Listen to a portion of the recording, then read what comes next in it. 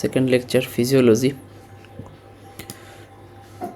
ফিজিওলজির আমরা একদম বেসিক অর্থাৎ যেখান থেকে শুরু হয় আর কি, আপনাদের ফিজিওলজি শুরু হলো আমরা ওটাকে বলি জিপি, জেনারেল ফিজিওলজি। তো মোটামুটি সব মেডিকেল কলেজে জেনারেল ফিজিওলজি দিয়েই শুরু হয়, তারপরে ব্লাড ফিজিওলজি, তারপর অন্যান্য সিস্টেমের দিকে আস্তে আস্তে এক এক কলেজ এক এক দিকে আগায় আর কি। তো যাই হোক, আপনারা এখন যে বইয়ের পিডিএফটা দেখতেছেন এটা হলো সেই গাইটন অ্যান্ড হল, অনেক মোটা একটা বই। তো এখানে 1028 পেজের এই এডিশন চলতেছে, এটা হলো 14 এডিশন, বাট এরপরে আরও অনেকগুলো এডিশন আসছে, হয়তো বা 15 অথবা 16 এডিশন হয়তো এখন বাজারে আছে। আপনাদের সময় হয়তো বা এডিশন চেঞ্জ হবে না, কিন্তু ওই বইয়ের হয়তো কাভার পেজ চেঞ্জ করে ওরা নতুন এডিশন বলে বাজারে বিক্রি করবে।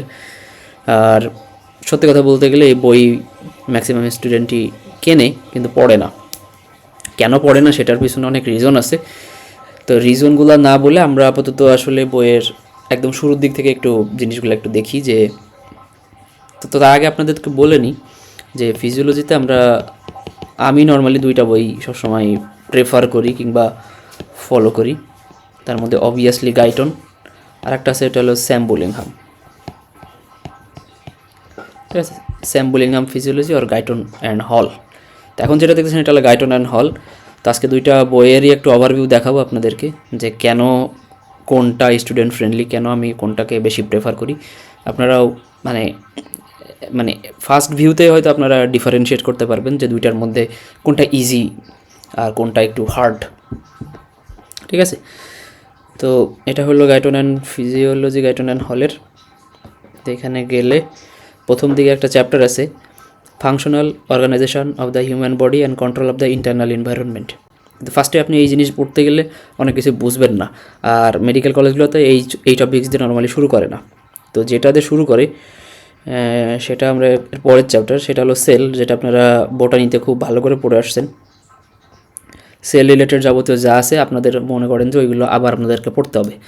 আপনারা বোটানিতে আবুল হাসান স্যারের বইয়ে বাংলায় পড়ে আসছেন সব কিছু, এখন এই জিনিসটা আপনাকে এখন ইংলিশে পড়তে হবে। ঠিক আছে, মোটামুটি সব কিছুই সেই আগের ইন্টারমিডিয়েটে যা পড়ছেন, অ্যাডমিশনের সময় যা পড়ছেন, সেম জিনিসটা এখন আপনাদেরকে ইংলিশে ট্রান্সলেট করে পড়তে হবে। তো যার কারণে এই জিনিসটা নিয়ে আমি কখনোই বেশি স্টুডেন্টদেরকে মানে এই জিনিসে বলি না যে এটা খুব বেশি করে পড়তে হবে আর কি। পড়া জিনিসে শুধু ইংলিশটা একটু বুঝে মানে রিডিং পড়বেন, যে আপনার ইন্টারমিডিয়েটের পড়ার থেকে অবশ্যই এখানে এক্সট্রা অনেক ইনফরমেশান আছে, কিন্তু দেখবেন যে ওভারঅল ওই সেম জিনিসগুলো আপনাকে আইটেমের সময় ধরবে, কার্ডে পরীক্ষায় যেগুলো রিটার্নে আসে সেই সেম জিনিসগুলো আপনার এখান থেকে আসবে, যে জিনিসগুলো আপনি আগেই পড়ে আসছেন। তো এক্সট্রা কিছু ইনফরমেশান থাকবে, সেগুলো আপনি জাস্ট পড়বেন, পড়ে আপনি ওই জিনিসগুলো একটু মনে রাখার চেষ্টা করবেন যে ও হ্যাঁ, সেল থেকে আমি এই এক্সট্রা জিনিসটা পড়ছি, অথবা কোর্স থেকে আমি এই এক্সট্রা জিনিসটা পড়ছি, অথবা আপনি মাইটোকন্ড্রিয়া পড়তেছেন, মাইটোকন্ড্রিয়া থেকে আপনার হয়তো ইন্টারমিডিয়েটে অল্প কিছু ইনফরমেশান ছিল, এখানে হয়তো কয়েকটা ইনফরমেশান বেশি দেওয়া আছে, এটুকুই বেসিক ডিফারেন্স। তো যাই হোক, এখানে যেটা দেখতেছেন এটা হলো চ্যাপ্টার 2, গাইটনের চ্যাপ্টার। তো এখানে অর্গানাইজেশন অফ দ্য সেল। তো একটা সেলের কী থাকে, ঠিক আছে, একটা সেলের মধ্যে কী থাকে, তো আপনারা হয়তো বা এটা এখন হয়তো চেঞ্জ হয়েছে, 60% মানে একটা সেলের বা একটা কোষের মধ্যে আমরা বলতাম যে এরকম 70 বা 75% বা 60% পানি থাকে, বাদ বাকি যে থাকে সেগুলো হলো আদার্স ম্যাটেরিয়াল। এখন এই আদার্স ম্যাটেরিয়াল কী কী জিনিস, সেইগুলোকে আমরা বলি অর্গানালি। ঠিক আছে, অর্গানালিস অফ দ্য সেল। এখন ওয়াটার আছে, ওয়াটারের পাশাপাশি এখানে যদি আমি একটু দাগ দিয়ে দেখাই, ওয়াটার মেজর পোর্শন বা মোস্ট সেলের মধ্যে এটাই থাকে। এখানে আমাদের মেডিকেলের ফিজিওলজি বা গাইটনের অনুযায়ী এটা হলো 70 থেকে 85% হলো আপনার ওয়াটার। এটা এক এক বই এক এক রকম, আপনার ইন্টারমিডিয়েটে হয়তো বা 60%, আমার এখন শিওর মনে নাই কত পার্সেন্ট, কেউ বলতে পারবেন?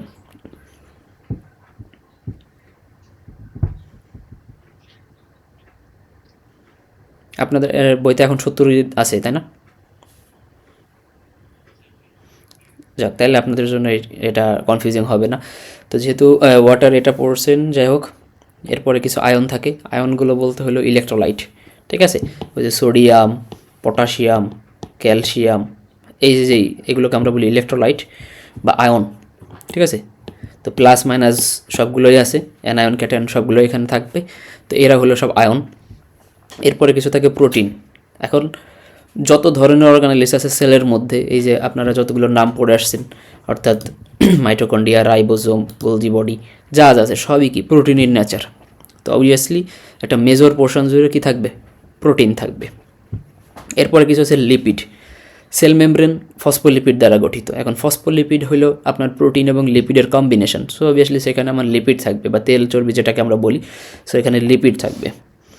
এরপর আছে কার্বোহাইড্রেট, সেলসের মধ্যে কার্বোহাইড্রেটও থাকে, এখানে আসলে কমপ্লেক্স কার্বোহাইড্রেট থাকে, ঠিক আছে। তো সেগুলোতে আমরা আসবো। এখন একটা সেলের যে স্ট্রাকচার, এই যে একটা সেলের ছবি দেখতেছেন, এটা আসলে অত ভালো ছবি না, তো এই ছবির মধ্যে আসলে দাগ দেওয়া আছে যার কারণে হয়তো একটু হিজিবিজি লাগতেছে। এখন একটু দেখেন, এর একটা টিপিক্যাল একটা সেলের কথা বলছে, আপনাদের এই সেল আঁকা শিখতে হবে। তো যারা ইন্টারমিডিয়েট থেকে আঁকা শিখছেন তাদের জন্য একটা প্লাস পয়েন্ট যে এটার পেছনে আর আপনাকে অত বেশি ইফোর্ট দেওয়া লাগবে না, অত বেশি টাইম ওয়েস্ট করা লাগবে না। তো এই সেল আঁকা শিখতে হবে। এখানে সেলের সব কিছু দেওয়া নাই, গাইটনের বই, কিন্তু তারপরে এখানে দেখবেন সেলের অনেক কিছু অত সুন্দরভাবে দেওয়া নাই। আর এটা একটা কমপ্লেক্স পিকচার, এটা মানে ইজি না, স্টুডেন্ট ফ্রেন্ডলি না, যেটা আপনি পরীক্ষার খাতায় এঁকে আসতে পারবেন, ঠিক আছে। পরীক্ষায় একটা রিটেন একটা কোশ্চেন আসে, মেডিকেলের রিটেন কোশ্চেন আসে, কার্ড অথবা নর্মালি কার্ডে আসে, আমি এটা অনেক মেডিকেল কলেজের টার্মেও দেখছি, ঠিক আছে। প্রফেশনাল পরীক্ষাতে খুব একটা বেশি আসে না। তো ওইখানে প্রশ্নটা আসে, draw and label the structure of the structure or picture of cell, এরকম লেখা থাকে, পিকচার অফ সেল। তখন একটা কোষের একটা ছবি আঁকতে বলে, ঠিক আছে। তো আপনি এরকম একটা কোষের একটা ছবি আঁকবেন। তো এখন ড্র অ্যান্ড লেভেল বলতে বোঝাইতেছে এই যে এখানে যে দাগ দিয়ে যে কোনটা কী, এই কোনটা কী, এটাকে আমরা বলি লেবেলিং করা। তো আপনি প্রথমে একটা ছবি আঁকবেন, অবশ্যই পেন্সিল দিয়ে আঁকবেন, কালার টালার করার দরকার নেই। তারপরে আপনি কী করবেন, সেগুলোকে মার্ক করবেন বা লেবেল করবেন। লেবেল করলে আপনি অর্ধেক মার্ক, লেবেল না করলে অর্ধেক মার্ক, 50%। তার মানে আঁকার জন্য 50 মার্ক আর লেবেলিং করার জন্য 50 মার্ক টোটাল। এই কোশ্চেনে যদি 3 মার্ক থাকে তাহলে 1.5 মার্ক হইলো আপনার আঁকার জন্য আর 1.5 মার্ক হইলো আপনার লেবেল করার জন্য, ঠিক আছে। সো কোশ্চেন কিন্তু ভালো করে পড়তে হবে, বিশেষ করে রিটেনের কোশ্চেন পড়ে কিন্তু আপনাকে অ্যান্সার করতে হবে যে কী চাচ্ছে এবং কতটুকু আপনার অ্যান্সারে লিখে আসলে আপনি সেটার জন্য পর্যাপ্ত, ঠিক আছে। এই জিনিসটা বুঝতে পারা একটা ইম্পর্ট্যান্ট ফ্যাক্টর। গত ক্লাসে আমি সৃজনশীলের যে উদাহরণটা দিয়েছিলাম এটাই হলো সেটা, ঠিক আছে। আপনাকে বুঝতে হবে যে কী চাইছে। তো যাই হোক, আমরা সেলের স্ট্রাকচারে চলে আসি, একটা সেল মেমব্রেন, ঠিক আছে। এই মেমব্রেনেরও ছবি আপনারা কি পড়ছিলেন, আপনারা এটাও কিন্তু বোটানিতে পড়ে আসছেন। তো এরকম একটা স্ট্রাকচার, হয়তো এরকম না, সেটা একটু ডিফারেন্ট স্ট্রাকচার, কিন্তু জিনিসটা আসলে এরকম জিনিসই একটা ছিল। এটা বোটানির মধ্যে আপনারা পড়ছেন, এটা হলো একটা সেল মেমব্রেন। তো এখানে দেখেন ফসফোলিপিডের বাইলেয়ার আছে, লিপিড বাইলেয়ার বলি। এই জায়গায় একটা গোল গোল বস্তু, এগুলোকে আমরা বলতেছি লিপিড বাইলেয়ার, ঠিক আছে। তো আমি যদি এটাকে এরকম করে আঁকি, এরকম দেখা যাবে। তো এইগুলোর পাশাপাশি একটা করে লেয়ার, এইগুলোর পাশাপাশি একটা করে লেয়ার। সো যেহেতু দুই পাশ থেকে এরকম ফসফোলিপিডগুলোর এরকম লেয়ার, তো এই দুই পাশের লেয়ারটা থাকার কারণে এটাকে আমরা বলি যে বাই লেয়ার, মানে দুই সাইডের লেয়ার, উপরে একটা লেয়ার, নিচে একটা লেয়ার। আর এই দুই লেয়ারের ভেতর দিয়ে আমার বহু রকম জিনিসপত্রের আদান প্রদান হবে, ঠিক আছে। তো সেই জিনিসগুলো আমরা মেমব্রেন ট্রান্সপোর্ট আর একটা চ্যাপ্টার আছে, সেই ট্রান্সপোর্টের মধ্যে আমরা জানবো। এবং এই ট্রান্সপোর্ট হওয়ার সময়, অর্থাৎ এই যে মেমব্রেনগুলো আছে, এই মেমব্রেনের মধ্যে দিয়ে যে ইলেকট্রোলাইটগুলো কীভাবে যায় সেটাকে আমরা বলি অ্যাকশন পটেনশিয়াল, যেগুলো আর একটা চ্যাপ্টারের মধ্যে আসবে। অর্থাৎ আপনারা সবগুলোই জানতে পারবেন, বা স্টেপ বাই স্টেপ। একদিনে সব কিছুই পড়ানো সম্ভব না, একদিনে সব কিছু বোঝাও সম্ভব না। তো স্টেপ বাই স্টেপ আসেন। আগে আপনাদের সেল সম্পর্কে এই জিনিসগুলো জানতে হবে। এখানকার যে ছবিটা দেখতেছেন, এই ছবিটা আপনাদের এটাও আঁকা শিখতে হবে। বিশেষ করে এখানে আপনাদের মাঝে মাঝে আসে যে draw and level the structure of the cell membrane, but এটা খুব একটা বেশি ইম্পর্টেন্ট না। যেমন ড্র অ্যান্ড লেভেলের ক্ষেত্রে যদি এটা স্টার দিতে বলেন, এটা একটা 3 স্টার কোয়েশ্চেন। কিন্তু যদি বলেন যে draw and level the cell membrane, তা আমি এটাকে বলবো 1 স্টার, সামটাইমস 2 স্টার। কারো কোনো কোয়েশ্চেন থাকলে জিজ্ঞেস করতে পারেন।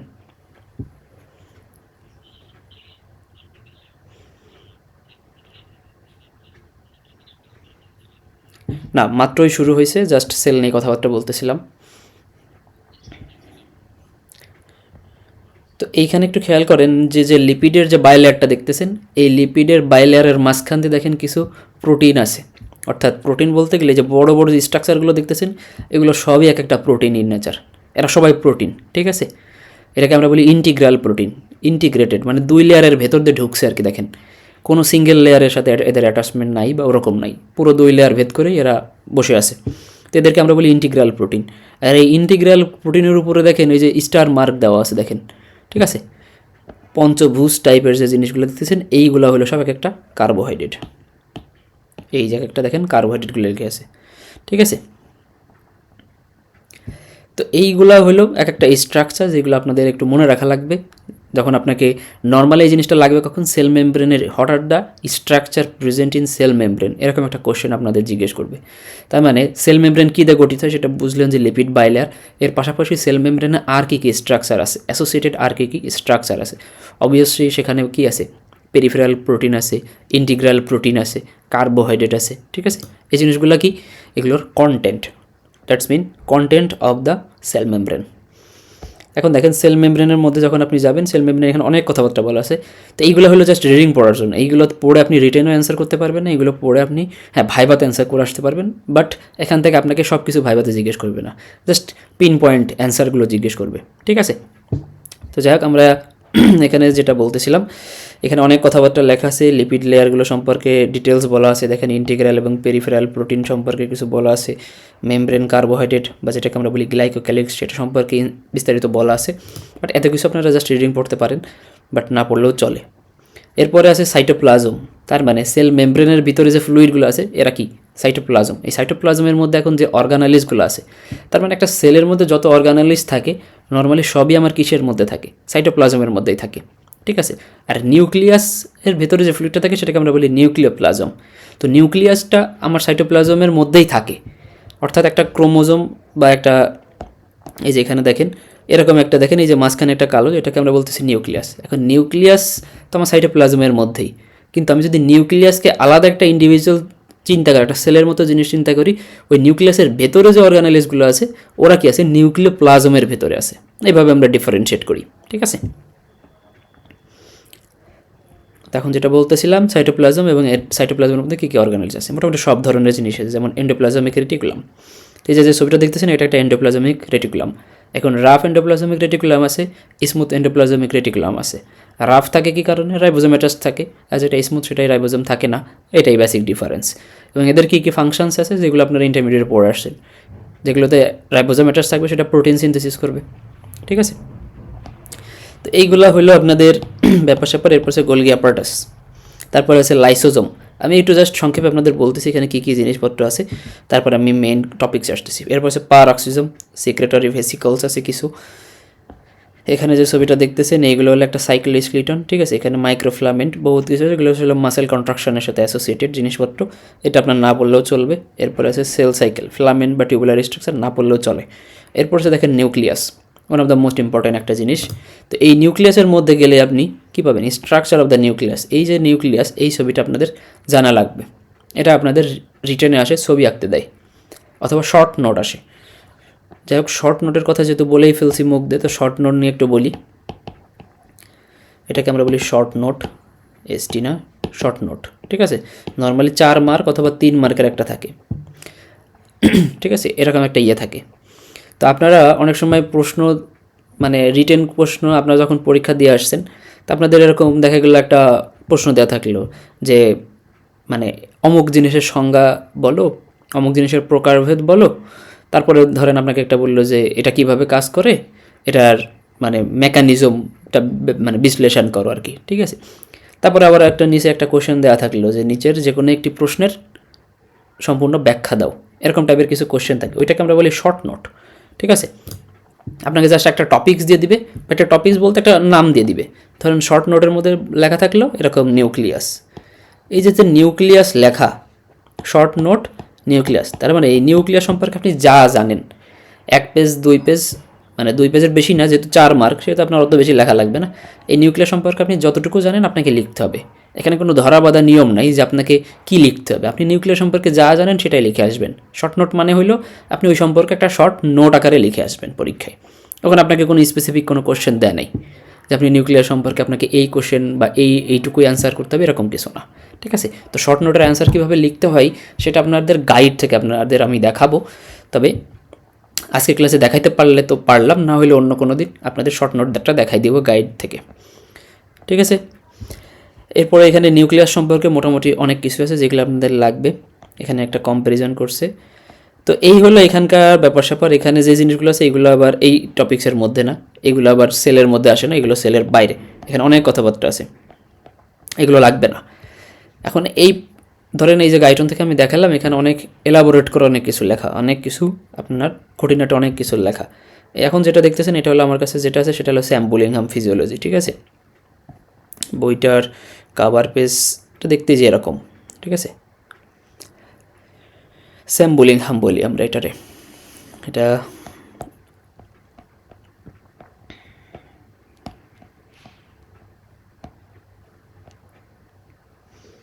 তো এই যে দেখেন এখানে আপনাদের এই জিনিসটা একটু সুন্দর করে দেওয়া থাকে। এটা আমাদের মানে আইটেমের যে আইটেমগুলো থাকবে ফিজিওলজিতে, সেই আইটেমের সিকোয়েন্স অনুযায়ী এখানকার মানে এই সেকশানগুলো দেওয়া থাকে, চ্যাপ্টারগুলো দেওয়া থাকে, যার কারণে এটা পড়াইতে এবং স্টুডেন্টদের পড়তে অনেক সুবিধা হয়, ঠিক আছে। তো আমি যখন ফার্স্ট প্রফেশনাল পরীক্ষা দিছি কিংবা আমি যখন ফার্স্ট ইয়ার বা সেকেন্ড ইয়ার স্টুডেন্ট ছিলাম, আমি তখন এই বইটা সম্পর্কে জানতাম না, ঠিক আছে।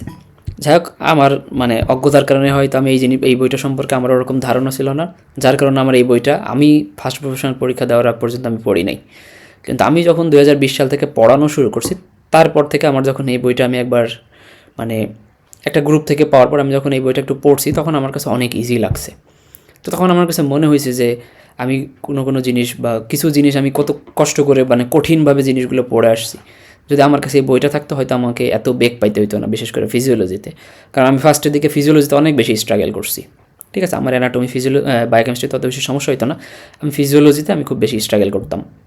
বিশেষ করে আমার ডেফিনেশনগুলো মুখস্থ হইতো না, ঠিক আছে। তো ডেফিনেশন মানে হলো সংজ্ঞা, আপনারা যে ইন্টারমিডিয়েট যে সংজ্ঞাগুলো লিখে আসছেন সেই সংজ্ঞাকে বলা হয় ডেফিনেশন। তো আমার ডেফিনেশনগুলো মনে থাকতো না, ইংলিশে মুখস্থ বলা লাগতো, এই কারণে আমার মনে থাকতো না। তো যাই হোক, এখানে দেখতেছেন যেটা হলো যে আমি একটুকে বললাম যে চ্যাপ্টারের নাম জিপি, তার মানে এটাকে আমরা বলি এই যে জিপি, জেনারেল ফিজিওলজি, এইটা হলো সেকশন 1। এরপরে হলো যেটা দেখতেছেন যে ব্লাড, এটাকে আমরা বলি ব্লাড ফিজিওলজি, ঠিক আছে। তো এই চ্যাপ্টারে ব্লাড ফিজিওলজি থেকে মানে ফার্স্ট কার্ডে ব্লাড ফিজিওলজি থেকে ম্যাক্সিমাম কোশ্চেন আসে, জেনারেল ফিজিওলজি থেকেও কোশ্চেন আসে। তো যদি 4 ভাগ হয়, এখানে 1/4 এখান থেকে আসে আর এখান থেকে আসে 3/4 কোশ্চেন, ঠিক আছে, রিটেনে। ইভেন ভাইভাতেও ম্যাক্সিমাম কোশ্চেন ব্লাড থেকে জিজ্ঞেস করা হয়, জিপি থেকেও জিজ্ঞেস করা হয়। এখন আমরা যেটা বলতেছিলাম, দেখেন সেল, এটা হলো আপনাদের নর্মালি আইটেম 1-এ এই সেল থাকে, অথবা সেল প্লাস সেল জাংশন, এই দুইটা মিলে আইটেম থাকে। তারপরে থাকে সেল মেমব্রেন, এটা একটা আইটেম থাকে, হোমিওস্টেসিস, অ্যাসিড বেস, এইগুলো মিলে একটা আইটেম থাকে, ঠিক আছে। ধরেন এখানে জেনারেল ফিজিওলজি থেকে 3টা আইটেম থাকে, তো অনেক মেডিকেল কলেজে 3টা আইটেম একসাথে দিয়ে দেয়, আবার অনেক কলেজে আছে 3টা আইটেম আলাদা 3 দিনে নেয়। এটা আসলে কলেজের উপর ডিপেন্ডস করে, কলেজের প্রফেসরের উপর ডিপেন্ডস করে, কিংবা যে আইটেম নেয় তার উপর ডিপেন্ডস করে, ঠিক আছে। তো এটার ভয়ের কিছু নাই। তো আমরা আসেন মেন টপিক্সে চলে আসি। তো এইখানে দেখেন একটু আপনাদের ফিজিওলজির চ্যাপ্টার সম্পর্কে একটু বলে দিই। এখানে ব্লাড ফিজিওলজি, এটা হলো নর্মালি ফার্স্ট কার্ড, এই দুইটা মিলে জেনারেল ফিজিওলজি এবং ব্লাড ফিজিওলজি এই দুইটা মিলে হলো ফার্স্ট কার্ড। এরপরে মাসেল ফিজিওলজি, এটাও ফার্স্ট কার্ডের মধ্যে। ডাইজেস্টিভ সিস্টেম, এটা 4th কার্ডের মধ্যে। রেনাল ফিজিওলজি, এটা 5th কার্ড। এন্ডোক্রাইনোলজি, এটা ওই ডাইজেস্টিভ সিস্টেম এন্ডোক্রাইন একসাথে। রিপ্রোডাক্টিভ সিস্টেম, এটা আবার আপনার ওই আর একটা চ্যাপ্টার হয়ে গেল, এন্ডোক্রাইনের সাথে আসে, এন্ডোক্রাইন রিপ্রোডাক্টিভ সিস্টেম একসাথে আসে। এরপরে কার্ডিওভাস্কুলার সিস্টেম, এটা হলো normally 3rd card. Respiratory system, এটা হলো 4th কার্ড। নার্ভাস সিস্টেম, এটা হলো 6th কার্ড, একদম লাস্টের কার্ড। স্পেশাল সেন্স, এটাও 6th কার্ড, ঠিক আছে। তো এই হলো মোটামুটি চ্যাপ্টার। তো এখানে একটু সংক্ষেপে একটু যদি এখান থেকে বলি, এই 3টা মিলে আসে নর্মালি ফার্স্ট কার্ডের মধ্যে। কার্ডিওভাস্কুলার, এটা হলো 2nd কার্ড। এরপরে রেসপিরেটরি, এটা হলো 3rd কার্ড। নার্ভাস সিস্টেম, এই কটা হলো 6th card. Endocrine reproductive system, এইগুলো নর্মালি 4th কার্ড, ঠিক আছে। রেনাল টেনাল, এগুলো নর্মালি 4-এর মধ্যেও আসে মাঝে মাঝে, অথবা 3 বা 4, এটা কলেজ ভেদে ডিফারেন্ট করে, ঠিক আছে। এই হলো মোটামুটি এখানকার কার্ডগুলো থাকে। 5 নম্বর কার্ড আসলে ওই 4-5 যেটা আমি বললাম যে 3-4, এখানে এইগুলোর মধ্যে মিক্স করে আসলে কার্ডগুলো তৈরি করা হয় এক এক কলেজের। তো যাই হোক, আমরা যেটা ছিল আমাদের টপিক সেটা হলো জেনারেল ফিজিওলজি, সেল। তো আপনাদের এই সেল থেকে মোটামুটি অনেক কিছু আছে, যেমন ধরেন সেলের ডেফিনেশন, সেল কাকে বলে, এই জিনিসগুলো আপনাদের পড়তে হবে। এরপরে টিস্যু কী জিনিস, তার মানে সেল হলো আপনার একটা ইউনিট, ঠিক আছে। কিসের ইউনিট বলতে পারবেন? লিভিং বডির একটা ইউনিটকে আমরা বলি সেল। এই দেখেন, cell are the living thing are composed of the cell, ঠিক আছে। তো এই সেল কিছু জেনারেল ক্যারেক্টারিস্টিক্স আছে, অর্থাৎ সেলের কিছু বৈশিষ্ট্য আছে। আসলে এই জিনিসগুলো হলো একদম আপনাদের ইন্টারমিডিয়েটে পড়া। তারপর আমি একটু বলে দিতেছি ওভারঅল, আপনারা একটু দেখেন। Each cell of the body কী কী দরকার আছে, কয়েকটা সেল মিলে তৈরি হয় টিস্যুর কী কী দরকার আছে, এই টিস্যুগুলোর আবার প্রকারভেদ আছে, যেগুলো মাসেল বা আমাদের বডির স্কেলিটন তৈরি করে তাদেরকে আমরা বলি স্কেলিটাল মানে স্কেলিটাল টিস্যু, যারা আমাদের ব্রেনের মধ্যে আছে যে নিউরনগুলো আছে সেগুলোকে বলে নার্ভাস টিস্যু। এপিথেলিয়াল লেয়ার যেগুলো থাকবে অর্থাৎ ইন্টারনাল বডির মধ্যে প্রতিটা অর্গানের বাইরের যে লেয়ার বা ভিতরের যে লেয়ারগুলো থাকে সেগুলোকে আমরা বলতেছি এপিথেলিয়াল টিস্যু, ঠিক আছে। আর কানেকটিভ টিস্যু বলতে বোঝাচ্ছে যেগুলো হলো ব্লাড ভেসেলস, মানে ভেসেলসগুলোর মধ্যে এই কানেকটিভ টিস্যুগুলো থাকে। এখন মাল্টিপল এই টিস্যুগুলো মিলে তৈরি হয় একটা অর্গান, মাল্টিপল অর্গান মিলে অথবা একটা সিঙ্গেল অর্গান মিলে হয় একটা সিস্টেম, ঠিক আছে। এখন একটা সেল স্ট্রাকচার আমরা গাইটনে যেটা দেখে আসছি এখানেও সেম জিনিসপত্রগুলো এখানেও আছে। ধরেন একটা সেলের কী কী স্ট্রাকচার থাকে। এখন যেই জিনিসটা আপনাদের পড়তে হবে সেটা আমি একটু সংক্ষেপে বলে দিই, তাহলে আপনাদের জন্য ভালো হবে, কারণ এই সেম জিনিসগুলো আপনারা পড়লেই বুঝতে পারবেন, এখান থেকে কিছুই আপাতত লাগবে না। একটা হলো আপনারা শিখবেন হলো draw and label of the cell, ঠিক আছে। এরপর draw and label of the cell membrane. এরপরে পড়বেন এ টু জেড বলতে বোঝাচ্ছি ওই যে শর্ট নোটের কথা যে একটু আগে বললাম, একটা শর্ট নোটে যেরকম লিখতে হয়, তো শর্ট নোটের কী কী আছে, কোন কোন অর্গানের আপনারা শর্ট নোট পড়বেন। এর মধ্যে আছে nucleus, mitochondria, ribosome, DNA RNA, endoplasmic reticulum, Golgi apparatus, sometimes lysosome. এই যে কয়টা জিনিসের নাম বললাম, এই কয়টা জিনিস থেকে আপনাদের শর্ট নোট আসে। তার মানে আপনারা যদি এই কয়েকটা জিনিস একটু মুখস্থ করে ফেলতে পারেন ছবি সহ, চেষ্টা করবেন এই জিনিসগুলোর ছবি বা পিকচার সহ একটু পড়ার। শর্ট নোটে যদি আপনি পিকচার দেন ওইখানে 1 মার্ক আপনি অটোমেটিক পেয়ে যাবেন পিকচারের কারণে, ঠিক আছে।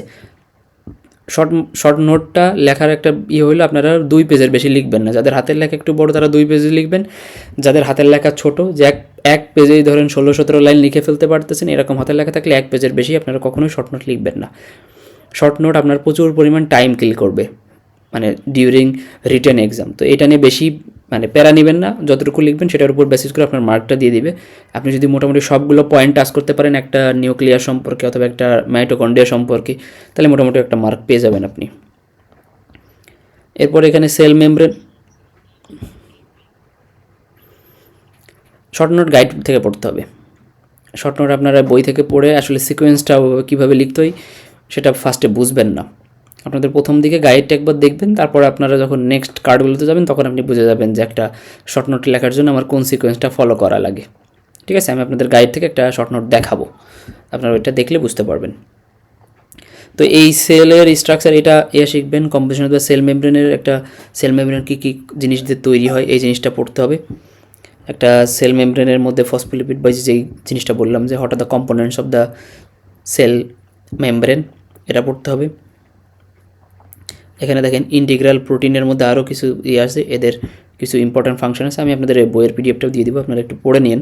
বা আপাতত যেহেতু আপনাদের বই নেই সেহেতু আপনারা বইয়ের এইটা দিয়ে পড়লে একটু মোটামুটি বুঝতে পারবেন যেখান থেকে কী কী লাগবে। পেরিফেরাল প্রোটিন, এরপরে পড়তে হবে function of the cell membrane. আর একটা জিনিস ভুলে গেছি সেটা হলো function. What are the functions, function মানে হলো এদের কাজ কী। তার মানে এখানে যা যা বললাম নিউক্লিয়াসের কাজ কী, মাইটোকন্ড্রিয়ার কাজ কী, রাইবোজোমের কাজ কী, সেল মেমব্রেনের কাজ কী, এই সেল মেমব্রেনের মধ্যে যে কম্পোনেন্টগুলো আছে অর্থাৎ ইন্টিগ্রাল প্রোটিন ওটার কাজ কী, কার্বোহাইড্রেট সেল মেমব্রেনের মধ্যে আছে সেই কার্বোহাইড্রেটের কাজ কী, লিপিড বাইলেয়ার আছে ওই লিপিড বাইলেয়ারের কাজ কী। তার মানে ফাংশনস অফ এভরিথিং। আপনি সেল থেকে যা পড়বেন সবারই মনে রাখবেন যে ফাংশন পড়তে হবে, ইভেন সেলের ফাংশন কী সেটাও আপনাকে পড়তে হবে, সেলের কাজ কী, ঠিক আছে। এই ফাংশনটা অনেক ইম্পর্টেন্ট, এই জিনিসগুলো ধরে। আর এই জিনিসগুলো হলো খুব সহজ টপিকস, মানে এইগুলো আসলে বোঝানোর কিছু নাই, আপনারা এই নিউক্লিয়াস সম্পর্কে বহু পড়াছেন, ঠিক আছে। মেডিকেল অ্যাডমিশন টেস্ট যারা দেয় মোটামুটি বোটানিতে আপনাদের এই কোচিং সেন্টারের বড় ভাই থেকে শুরু করে আপনারা ইন্টারমিডিয়েটে এই জিনিসগুলো পড়ছেন, এখান থেকে বহু প্রশ্ন আপনাদের মানে এইচএসসিতেও আসতো, মেডিকেল অ্যাডমিশন টেস্টেও আসতো। তো এই জিনিসগুলো মোটামুটি সবাই পারে। আর আপনাদের থেকে টিচারদের একটা এক্সপেকটেশন থেকেই যায়, মানে এগুলো আপনাদের ক্লাসে ওরকমভাবে পড়াবে না, আপনারা বলবে যে আপনারা সেল থেকে পড়ে আসবেন, কারণ এগুলো আপনারা জানেন বা আপনারা জানেন, এই জন্য টিচাররা ওরকম বেশি এগুলো নিয়ে আলাদা প্যারা দিবে না। কিন্তু প্যারা দিবে কখন, যখন আপনি ভাইতে আইটেম দিতে যাবেন। আইটেম দেওয়ার সময় দেখবেন যে আপনাকে খুঁটে খুঁটে প্রশ্ন করতেছে, বিভিন্ন জায়গা থেকে প্রশ্ন করবে। যখনই পারবেন না তখনই আপনার ইমপ্রেশনটা খারাপ হয়ে যাবে। বিশেষ করে ওই যে বলবে যে এই জিনিস তো ইন্টারমিডিয়েটের পড়া, তোমরা পারো না কেন, এই কথা শুনতে শুনতে দেখবেন যে খুব বিরক্ত লাগবে তখন। ঠিক আছে, এই কারণে এই সেল থেকে এই জিনিসগুলো একটু পড়বেন। আমার এখানে বইটা দাগানো, আমি আপনাদের স্ক্রিনশটটা তুলে দেবো, আপনারা এটা একটু পড়ে নেবেন। হ্যাঁ বলেন।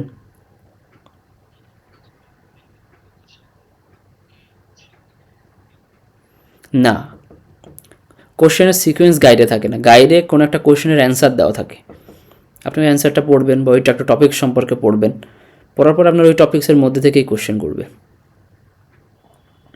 ঠিক আছে, আর কোশ্চেন জিনিসটা কি, ভাইবা বোর্ডের কোশ্চেন কখনো কোনো সিকোয়েন্স অনুযায়ী হয় না। আপনারা বাজারে বহু রকম বই দেখতে পারবেন যে এই ভাইবা, এই বই ভাইবার জন্য, আসলে ভাইবার জন্য কখনো বই মানে হ্যাঁ হয় যে গড়পত্তায় যে একটা টপিক্স থেকে এরকম টাইপের কোশ্চেনই হয়, তো সেই হিসেবে হয়তো ভাইবার বই আপনাকে হয়তো একটা হেল্প করতে পারবে বা একটা বেসিক ধারণা দিতে পারবে যে না এই জিনিসটা থেকে প্রশ্নগুলো অ্যারাইজ করলে এরকমভাবে প্রশ্ন হতে পারে। কিন্তু আপনার ভাইবা বোর্ডে যে ওই রকম বইয়ের মতো করে প্রশ্ন করবে তার কোনো গ্যারান্টি নেই, আপনাকে যে কোনোভাবে প্রশ্ন অ্যারাইজ করতে পারে বা যে কোনোভাবে আপনাকে প্রশ্ন জিজ্ঞেস করতে পারে। আপনার টপিক্সটা পড়া থাকতে হবে, ওই জিনিস সম্পর্কে আপনার ধারণা থাকলে আপনি ওটার অ্যান্সার করতে পারবেন।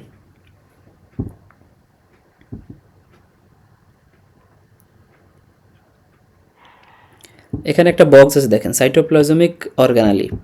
ঠিক আছে, এই অর্গানালিসের মধ্যে কিছু আছে লিমিটিং মেমব্রেন থাকে, অর্থাৎ এদের বাইরে মেমব্রেন থাকবে, মেমব্রেন বলতে এদের বাইরে পর্দা থাকে, আর কিছু অর্গানালিস আছে যাদের বাইরে কোনো পর্দা থাকে না। এই জিনিসগুলো কিন্তু আইটেমের সময় ধরে, এই বক্সটা আইটেমের সময় ধরবে, এটা রিটেনেও আসে, এটা ভাইবাতে জিজ্ঞেস করে। তো এখানে যে রিটেন লেখা দেখেন ডাব্লিউ আর ভিতে মানে হলো ভাইবা। ঠিক আছে, এই জিনিসগুলো রিটেন এবং ভাইবা দুইটা জায়গাতেই ধরে, এটা খুব ইম্পর্টেন্ট। তো এখানে আমি একটা ইম্পর্টেন্স অলরেডি দাগ দিয়ে রাখছি, লাইসোজোম, পারঅক্সিজোম, মাইটোকন্ড্রিয়া, রাইবোজোম, নিউক্লিয়াস। তো এইগুলো হলো দেখেন এখানে ফাংশন। এই বক্সটা যদি কেউ পড়তে পারেন, এটা হলো ইংলিশে আপনাদের এই বক্সটা লেখা, যেমন আপনারা ইন্টারমিডিয়েটে যেটা বাংলায় পড়ছেন, কেউ যদি চান এই বক্সটা একটু ইংলিশে একবার পড়ে ফেলবেন আর আপনার বাংলা পড়ার সাথে একটু মেলাবেন, দেখবেন যে খুব একটা বেশি মানে আহামরি কোনো ডিফারেন্স নেই, একই জিনিসপত্র এখানে লেখা, জাস্ট ওইটা বাংলায় লেখা, এটা বাংলাটাকে ইংলিশে ট্রান্সলেট করে লেখা। কেউ যদি এই বক্সটা মুখস্থ করে ফেলতে পারেন, আপনার মোটামুটি শর্ট নোট থেকেও কোনো ঝামেলা হবে না, আইটেমের সময় কোনো ঝামেলা হবে না, অন্তত আপনার বেসিক জিনিসপত্র যখন ধরবে যে what are the functions of nucleus or what are the functions of mitochondria, এরকম টাইপের কোশ্চেন হলে আপনি ইজিলি মানে অ্যান্সার করতে পারবেন। এরপরে দেখেন এখানে কিছু আছে functions of the rough endoplasmic reticulum, functions of the smooth endoplasmic reticulum. ঠিক আছে, তো এই যে আমি একটু আগে বলতেছিলাম যে কী কী লাগবে, দেখেন এখানে আমি বড় করে লিখে রাখছি ফাংশন, তার মানে প্রত্যেকটা অর্গানালিসের ফাংশন এখানে অনেক ইম্পর্টেন্ট। এরপরে যেটা লাগবে যে ওই অর্গানালিসটা কীভাবে তৈরি হয়েছে, ঠিক আছে, এই জিনিসগুলো লাগবে, but function is more important than the structure. ঠিক আছে, তো এখান থেকে দেখেন অনেক কথাবার্তা থাকে, বাট এত কিছু পড়া লাগে না। তার মানে কোনো একটা বইয়ের কোনো একটা পেজ দেখলেন, তার মানে ওই পেজের সব কিছু আপনার পড়তে হবে বিষয়টা এমন না, সব কিছু পড়ে আপনি কুল পাবেন না, কারণ এত পরিমাণ ইনফরমেশান, এত পরিমাণ লেখা, এত পরিমাণ জিনিসপত্র, আপনার আইটেমের প্রেশারে পড়লে তখন আর এই বই পড়ার সুযোগ থাকে না, তখন পোলাপান গাইড পড়ে দৌড়াইতে থাকে। ঠিক আছে, বাট সেই জিনিসগুলো সম্পর্কে আগেই আপনাদেরকে ওরকম কিছু বলতেছি না বা কোনো রকম ভয়ও দিতেছি না, যা হয়তো ভাবতে পারেন যে ভাইয়া মনে হয় মেডিকেলটাকে অনেক বেশি মানে ভয়ঙ্করভাবে আমাদের কাছে প্রেজেন্ট করতেছে, বিষয়টা এমন না। মেডিকেল ইজ ইজি যদি কেউ রেগুলার থাকে, বহুবার বলছি, বহু ভিডিওতে বলছি, অনেক ক্লাসে আমি এই কথাই বলি, কঠিন বানাই ফেললে কঠিন, কিন্তু সহজ বানাই নেওয়ার টেকনিক জানলে পরে মেডিকেল কঠিন না। এরপরে সে লাইসোজোম, লাইসোজোমের ফাংশন পড়বেন, এর পকেটে দেখেন অনেক কিছু কেটে রাখছি, এগুলো পড়ার দরকার নেই, আমি আপনাদের এইটার পিডিএফ দিয়ে দিব না, আপনারা পিডিএফ অথবা দাগানো এটা আপনারা একটু দেখে নিন, আমি আপনাদের ফ্রেশ পিডিএফটাই দিব, আপনারা ওইখান থেকে একটু জাস্ট পড়ে নিন, অনেক সময় দাগানো থাকলে অনেকে বুঝবে না। এরপর দেখেন মাইটোকন্ড্রিয়া, মাইটোকন্ড্রিয়ার এই ছবিটা আঁকা লাগে আর কি, এটার পিকচার।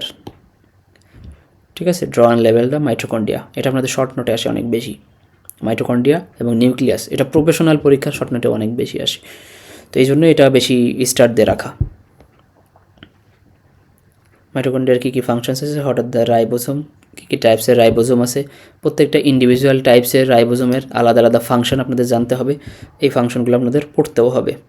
এরপর আছে নিউক্লিয়াস, নিউক্লিয়াস থেকে যা আছে মোটামুটি সব কিছু পড়তে হবে, একটা নিউক্লিয়াসের মধ্যে কী কী অর্গানালিস আছে, ওই অর্গানালিসগুলো কীভাবে তৈরি হয়েছে, ওই অর্গানালিসগুলোর আলাদা কাজ কী, ওরা কী করে, সব কিছু আপনাদের জানতে হবে। দেখেন এখানে মাইক্রোটিউবুল আছে, ধরেন ইন্টারমিডিয়েট ফিলামেন্টস আছে, মাইক্রো ফিলামেন্টস আছে। তো প্রত্যেকটা আলাদা জিনিস আপনাকে জানতে হবে। নিউক্লিয়াস সম্পর্কে আপনাদের জানতেই হবে। কেন জানতে হবে সেটাও একটু বলে দিই। এই নিউক্লিয়াস হলো আপনার একটা চ্যাপ্টারের মূল মন্ত্র, সেটা হলো জেনেটিক্স। এই জেনেটিক্স একটা আলাদা কার্ড আছে আপনাদের বায়োকেমিস্ট্রিতে, 6th কার্ড, একদম মানে লাস্ট কার্ড বা তার আগের কার্ড। এক এক কলেজে জেনেটিক্স দিয়ে শেষ হয়, এক এক কলেজে ক্লিনিক্যাল বায়োকেমিস্ট্রিতে শেষ হয়। জেনেটিক্সটা খুব হার্ড। কেন জেনেটিক্সটা হার্ড? আপনারা ট্রান্সক্রিপশন, ট্রান্সলেশন এই জিনিসগুলো পড়ছেন হয়তো বা, তো ওই জিনিসগুলোর হোল মেকানিজম দিয়ে বহু কিছু আপনার এই জেনেটিক্স কার্ডের মধ্যে পড়ানো হয় বায়োকেমিস্ট্রিতে। এবং এই জিনিসটা যে বুঝবে না, না বুঝে মুখস্থ করবে, তার জন্য জেনেটিক্স কার্ড পাস করা অনেক টাফ। তো যাক, এই কথাগুলো আমি বায়োকেমিস্ট্রির মধ্যে বলবো। তো এই কারণে এখানে বলতেছি, যদি আপনার নিউক্লিয়াস এখান থেকে ভালো পড়া থাকে, নিউক্লিয়াস সম্পর্কে যদি আপনার বেসিক স্ট্রং থাকে, আপনি জেনেটিক্সে গেলে খুব সহজে সব কিছু ধরতে পারবেন। ঠিক আছে, বিশেষ করে ডিএনএ আরএনএ কীভাবে কী হইতেছে, ওই জিনিসগুলো আপনার কাছে তখন বেশি প্যারাদায়ক মনে হবে না। কিন্তু এই জিনিসটা যদি আপনার গোড়ায় সমস্যা থাকে, ওই যে বলে না গোড়ায় গলদ, মানে একদম শুরুতেই ভুল, তাহলে শুরুতেই যদি ভুল থাকে, শুরুতে যদি সমস্যা থাকে, আপনি পরের যে স্টেপগুলো আপনার ওইটার উপর ভিতের উপর আপনি দাঁড় করাবেন, ওইটা একটাও আপনি বুঝবেন না, না বুঝে হয়তো মুখস্থ করে করে সব জিনিস পার করার চেষ্টা করবেন। বাট মুখস্থ পড়া দিয়ে আপনি বিশেষ করে ভাইবা বোর্ডে গেলে আপনারা খুব নাজেহাল হয়ে যাবেন আর কি, যদি কেউ মুখস্থ পড়া দিয়ে সব কিছু পার করতে চায়। তো যাই হোক, এখানে নিউক্লিয়ার মেমব্রেন, নিউক্লিয়ার প্লাজম, হটিস ক্রোমাটিন, হটিস ক্রোমোজোম, একদম সব ইন্টারমিডিয়েটের পড়া। এখানে নতুন কিচ্ছু নাই। এখানে এই লেখাগুলো দেখেও ভয় পাওয়ার কোনো দরকার নাই। এখানকার সবগুলো পড়া আপনার ইংলিশে জাস্ট ট্রান্সলেট করে দাও। আপনার এই জিনিসটা যদি জাস্ট একটু ইংলিশটা পড়ে বাংলা কনভার্ট করার চেষ্টা করেন, ইজিলি বুঝতে পারবেন। নিউক্লিয়াসের ফাংশন, এরপর দেখেন deoxyribo nucleic acid or DNA. ঠিক আছে, ডিএনএর মধ্যে কী কী থাকে? এখানে কিছু নাইট্রোজেনাস বেস থাকে, পিউরিন আর পাইরিমিডিন। এই জিনিসগুলো তো A to Z, এগুলো নারী নক্ষত্র আপনারা জেনেটিক্সের মধ্যে গেলে পাবেন। কিছু জেনেটিক ডিজঅর্ডারের কথা বলা আছে, এগুলো আপনাদের এখানে লাগবে না, এটা বায়োকেমিস্ট্রির পড়া। তাহলে আপনাদের কিছু জিনিস আসলে বুঝতে হবে যে কোনটা আপনার ফিজিওলজির জন্য পড়তে হবে, কোনটা বায়োকেমিস্ট্রির জন্য পড়তে হবে। এগুলো আস্তে আস্তে আপনারা বুঝে যাবেন, এগুলো নিয়ে ভয় পাওয়ার দরকার নেই। এরপরে যে ডিজিজগুলো আছে এগুলো আসলে বায়োকেমিস্ট্রির পরে এটা লাগবে না। এরপরে আছে আরএনএ। আরএনএর মধ্যেও কী কী স্ট্রাকচার আছে, এখানে কোন ধরনের পিউরিন, কোন ধরনের পাইরিমিডিন, এইগুলোর মধ্যে থাকবে। আরএনএর কী কী টাইপস আছে, এটাও আপনার বায়োকেমিস্ট্রির পড়া, এখানেও লাগবে, বায়োকেমিস্ট্রিতেও লাগবে। ফিজিওলজি এবং বায়োকেমিস্ট্রির মধ্যে বেশ কিছু চ্যাপ্টারের সিমিলারিটি আছে। ঠিক আছে, যেমন ধরেন রেনাল ফিজিওলজি, রেনাল বায়োকেমিস্ট্রি, একই রকম জিনিসপত্র, একই রকম পড়াশোনা। তারপরে ধরেন আপনার ডাইজেস্টিভ সিস্টেম ফিজিওলজিতেও আছে, আপনার ডাইজেস্টিভ সিস্টেম বায়োকেমিস্ট্রির মধ্যেও আছে। তো এরকম বেশ কিছু সিস্টেম আপনি যদি চেষ্টা করেন যে দুইটা সিস্টেম আমি ফিজিওলজি বায়োকেমিস্ট্রির জন্য একসাথে পড়বো, একসাথে আমি কভার করে ফেলবো, ইজিলি পারবেন। এটা আপনাদের টাইম সেভিংয়ের জন্য কাজে লাগবে, বাট এটা আরও অনেক পরের কথা। এখানে আপনাদের আর এখান থেকে তেমন কিছুই না। এখানে নেক্রোসিস এগুলো হলো আপনার প্যাথোলজির পড়াশোনা, এখানে এই ইয়ারের না। ঠিক আছে, এখানে সেল অ্যাডাপ্টেশন আছে, নেক্রোসিস, এগুলো সব প্যাথোলজির পড়াশোনা। সেল অ্যাপোপ্টোসিস, নেক্রোসিস এগুলো আপনারা 4th ইয়ারে আসলে পাবেন। এগুলো আপনাদের এখান থেকে পড়ে মাথা নষ্ট করার দরকার নেই, এগুলো থেকে কোনো প্রশ্ন আসে না, এগুলো আপনাদের পড়াবেও না কখনো। এখানে এই জিনিসগুলো আছে। এরপরে আছে সেল জাংশন। সেল জাংশন বলতে বোঝায় যে দুইটা সেলের মধ্যে যে জাংশনগুলো থাকে, একটা সেলের সাথে আর একটা সেল কখনোই মানে ডিরেক্ট একটার সাথে একটা লেগে থাকে না, দুইটা সেলের মধ্যে স্পেস থাকে, ওটাকে আমরা বলি ইন্ট্রাসেলুলার স্পেস। ঠিক আছে, এই ইন্ট্রাসেলুলার স্পেসের মধ্যে দিয়ে বিভিন্ন ধরনের ওয়াটার, ফ্লুইড, ইলেকট্রোলাইট এই জিনিসগুলো ট্রান্সমিট হয়। ঠিক আছে, তাহলে নইলে যদি একটা সেল আর একটা সেলের সাথে একদম লেগে থাকতো, মাঝখানে যদি কোনো স্পেস না থাকতো, আপনাদের জাস্ট একদম মানে বেসিক কথাবার্তা আর কি বলি, যে কোনো একটা ফ্লুইড তো তাইলে যাইতে পারতো না, তাই না? যদি একদম টাইট এরকম হয়, মনে কর টাইট জাংশন হয়ে আছে একটা সেল আর একটা সেলের সাথে, মনে করেন যে দেয়ালের যে ইটগুলো যেভাবে রাখে না, কোনো তো স্পেস থাকে না, কোনো জায়গায় কোনো ফাঁকা থাকে না, তো কোনো জায়গায় ফাঁকা না থাকলে তো কোনো কিছু ট্রান্সমিট হওয়ার পসিবিলিটি নাই। তো যেহেতু এখানে ফাঁকা থাকে এবং একটা সেল থেকে আরেকটা সেলে বহু রকম জিনিসপত্র ট্রান্সমিট হয়, তো এই জিনিসগুলো ট্রান্সমিট হয় এই যে স্পেসগুলো থাকে, হয় স্পেস দিয়ে অথবা একটা সেল থেকে আরেকটা সেলের মধ্যে এরকম জাংশন থাকে। ঠিক আছে, কিছু জাংশন থাকে।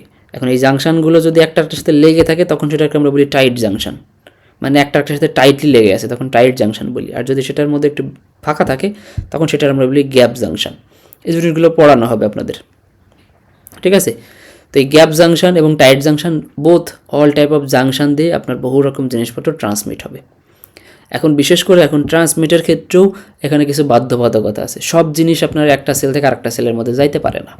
সব সেল মানে সব জিনিসকে একটা সেল মানে অ্যালাউ করে না তার মধ্যে আসার জন্য অথবা তার মধ্যে থেকে বের হয়ে আরেক জায়গায় যাওয়ার জন্য। তো নর্মালি সেল অ্যালাউ করে এরকম কিছু জিনিসপত্র হলো ওয়াটার অ্যান্ড ইলেকট্রোলাইটস।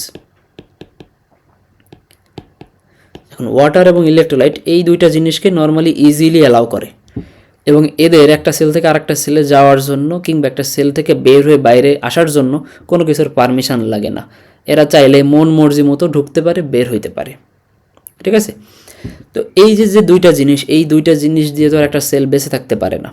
একটা সেলকে বেঁচে থাকতে হইলে তার খাবার দরকার, সেখানে রক্তের দরকার, সেখানে অক্সিজেন দরকার, আরও বহু অনেক রকম জিনিসপত্র আছে, সেই জিনিসগুলো দরকার। আবার একটা সেলের মধ্যে মেটাবলিজম হয়ে বহু রকম ওয়েস্ট প্রোডাক্ট তৈরি হয়, কার্বন ডাইঅক্সাইড তৈরি হয়।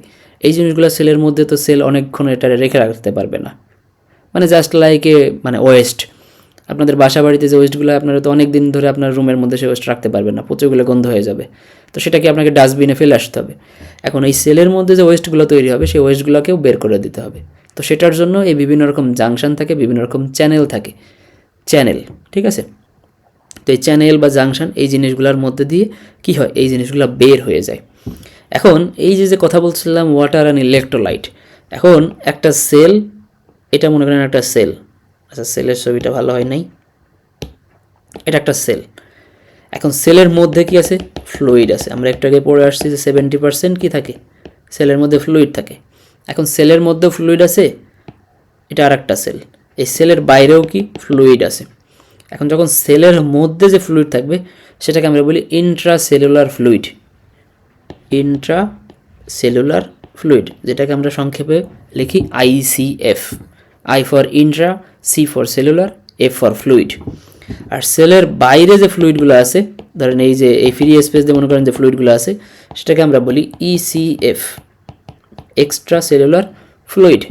এক্সট্রা মানে হইল বাইরে, সেলের বাইরে।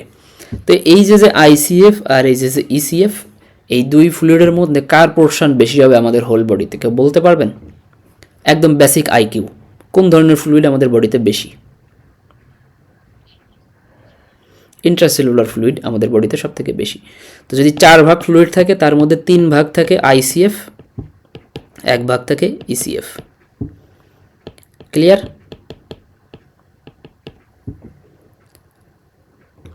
বুঝতে পারছেন সবাই? তো এই যে ফ্লুইড, এই ফ্লুইড শিফট হয় একটা জায়গা থেকে আর একটা জায়গায় ট্রান্সমিট হয়, এটাকে আমরা বলি ফ্লুইড শিফটিং। এগুলো আসবে অনেক কথাবার্তা, আমি আজকে আসলে বেসিক কথাবার্তাগুলো একটু বলতেছি, তাতে আপনাদের মোটামুটি একটা ধারণা হয় যে আপনাদের প্রাথমিক যে কার্ড থাকে আর কি, জেনারেল ফিজিওলজি, যেখানে আসলে কী পড়ানো হয় বা এখান থেকে আপনাদের কী পড়তে হয়। এখন দেখেন structure of the gap junction, তার মানে দেখেন membrane of the two adjacent cell lie very closely is other intracellular space. তার মানে এই যে ভেতর দিকে কি আছে, স্পেস। তার মানে এই যে জায়গাটা দেখতেছেন এটা একটা কি স্পেস, একটা সেল আর একটা সেলের সাথে লেগে নাই। তো দুইটা সেল লেগে থাকলেও একটা সেল আর একটা সেল থেকে আলাদা বাই সেল মেমব্রেন, ঠিক আছে। প্রত্যেকটা সেলের ইন্ডিভিজুয়াল মেমব্রেন আছে। তো যেহেতু দুইটা আলাদা মেমব্রেন দিয়ে দুইটা সেল পৃথক, তো ওই দুইটা সেল মেমব্রেনের মাঝখানে কিছু স্পেস থাকবেই। অবশ্যই এই স্পেস আপনি খালি চোখে দেখতে পারবেন না, এটা একদম মাইক্রোস্কোপিক লেভেলের জিনিসপত্র, ঠিক আছে। দেখেন এখানে সাইজ কত বলছে, 2.5 থেকে 3 ন্যানোমিটার। তার মানে এগুলো মাইক্রোস্কোপে আপনি বুঝবেন না, এগুলো ন্যানোমিটারে আসলে এদের সাইজটা বোঝানো হয়, ঠিক আছে। তো দেখেন এই যে সেলগুলো আছে, এই সেলগুলোর মাঝখানে কি থাকে, চ্যানেল থাকে। এই দেখেন এইগুলোকে বলতেছে এই চ্যানেল। এই চ্যানেলের মধ্যে দিয়ে কী হয়, molecules move from one cell to another cell directly through this channel without having contact with extracellular fluid। যেহেতু এটা টাইটলি জাংশন, এখানে একটার সাথে টাইটলি লেগে আছে, তার মানে এই জায়গাটাতে কি আমার এক্সট্রা সেলুলার ফ্লুইড ঢোকার কোনো সুযোগ আছে? এই বাইরের যে ফ্লুইড ওইখানে জায়গা আসার কোনো পসিবিলিটি আছে? পসিবিলিটি নাই, কারণ ওই জাংশনগুলো এমনভাবে একটা আর একটার সাথে জড়িত যে ওর মাঝখানে বাইরে থেকে সেলের বাইরের যে ফ্লুইড, সেই ফ্লুইডগুলো ওই জায়গায় ঢুকতে পারতেছে না, রাস্তাটা ব্লকড, ঠিক আছে। তো এই জিনিসটাকে আমরা বলতেছি টাইট জাংশন। এই টাইট জাংশন দিয়েও যেই জিনিসগুলো ট্রান্সমিট হয়, আপনার যেটা গ্যাপ জাংশন, সেই গ্যাপ জাংশন দিয়েও একই জিনিসই ট্রান্সমিট হয়। কিন্তু পার্থক্য হইল দুইটা সেলের মাঝখানে এইখানে কি আছে, এক্সট্রা সেলুলার ফ্লুইড আছে, এবং এই জাংশনের মানে দুইটা দূরত্ব আছে এবং দুইটা ডিস্ট্যান্সের মাঝখানে একটা কানেকশান আছে, বুঝতে পারছেন? তাহলে এই যে গ্যাপ জাংশন, এই গ্যাপ জাংশনের কী কী ইম্পর্টেন্স আছে দেখেন। এটা পারমিট করে কি passage of glucose, amino acid, ion and other substance. তার মানে এই জাংশনগুলো দিয়ে কি করে, এই বড় বড় ম্যাটেরিয়ালগুলো যায়। আমি একটাকে বলছি যে ওয়াটার এবং ইলেকট্রোলাইট এদের যাওয়ার জন্য কোনো কি লাগে না, চ্যানেল লাগে না, কোনো জাংশন লাগে না। কিন্তু যাদের যাওয়ার জন্য লাগে তারা কি, এই যে গ্লুকোজ, অ্যামিনো অ্যাসিড, এরা সব লার্জ মলিকিউলস। এখানে দেখেন বলছে আয়ন, এখন সব ধরনের আয়ন কিন্তু আবার এই সিঙ্গেল মলিকুলার না। সিঙ্গেল বলতে বোঝাচ্ছি যেমন ধরেন হাইড্রোজেন, একা সব জায়গায় যাইতে পারবে, কিন্তু যেটা বাইকার্বনেট সে কীভাবে যাবে? একটা হাইড্রোজেন আছে, একটা কার্বন আছে, 3টা অক্সিজেন আছে, তো সে তো আর একসাথে যাইতে পারবে না। তার মানে এখানে 4 জন আছে একসাথে আলটিমেটলি, আর একা আছে।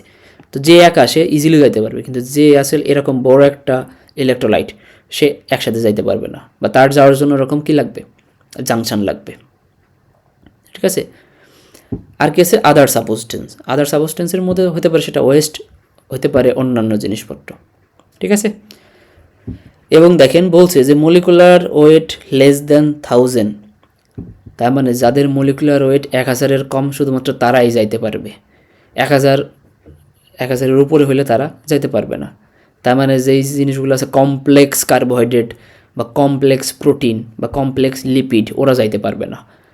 সব কিছু ভেঙে চুরে তার একদম মাইনর মলিকিউল যেগুলো তৈরি হবে সেটাই শুধুমাত্র এখানে যাইতে পারবে। গ্লুকোজ, আপনি যে ধরনের কার্বোহাইড্রেটই খান না কেন, এটা একদম লাস্ট পর্যায়ে ডাইজেস্ট হয়ে হয়ে এই গ্লুকোজে কনভার্ট হবে। গ্লুকোজটাই হলো আলটিমেট। আপনি যে ধরনের প্রোটিনই খান না কেন, সেটা ভেঙে চুরে লাস্টে আসবে কি, অ্যামিনো অ্যাসিড। আপনি যত ধরনের লিপিড টিপিড খান না কেন, হয় ভেঙে চুরে লিপিডে আসবে, অথবা সেই লিপিডটা ভেঙে হয় ফ্যাটি অ্যাসিডে আসবে, আর নয়তো কোলেস্টেরল আসবে, ঠিক আছে, না ফসফোলিপিড, বিভিন্ন জিনিসে আসবে, ওরা এখানে ঢুকবে। তাছাড়া কিন্তু দেখেন কোনো মেজর কোনো কমপ্লেক্স কার্বোহাইড্রেট বলেন বা কমপ্লেক্স প্রোটিন বলেন বা কমপ্লেক্স লিপিড বলেন, কেউ ঢুকতে পারবে না, ঠিক আছে? এরপর দেখেন exchange the chemical messenger between the cell. এই যে হাইড্রোজেন, বাইকার্বনেট, পটাশিয়াম, ক্যালসিয়াম, এরা হলো কেমিক্যাল মেসেঞ্জার।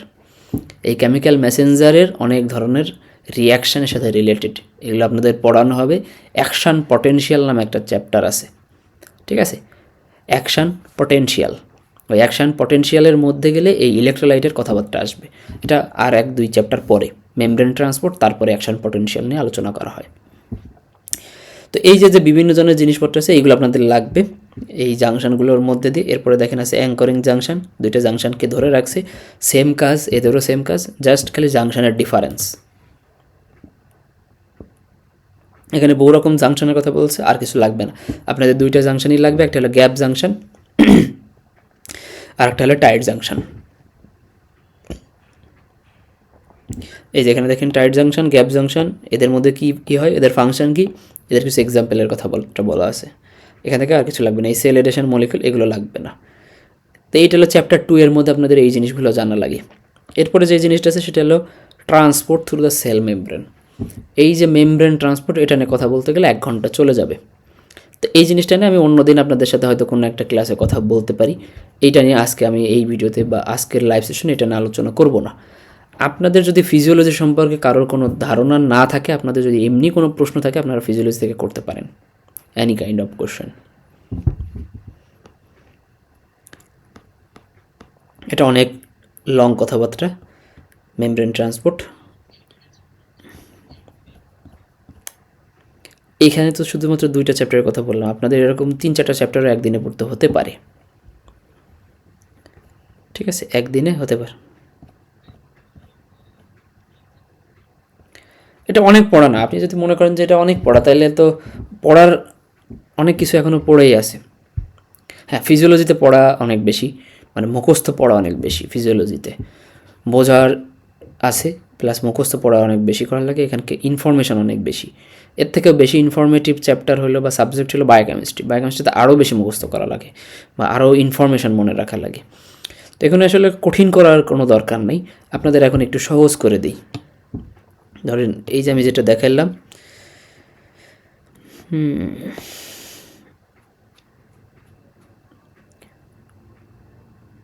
ধরেন এখানে আমার ব্লু প্রিন্ট ফিজিওলজি, আমার একটা গাইডের পিডিএফ আছে এখানে।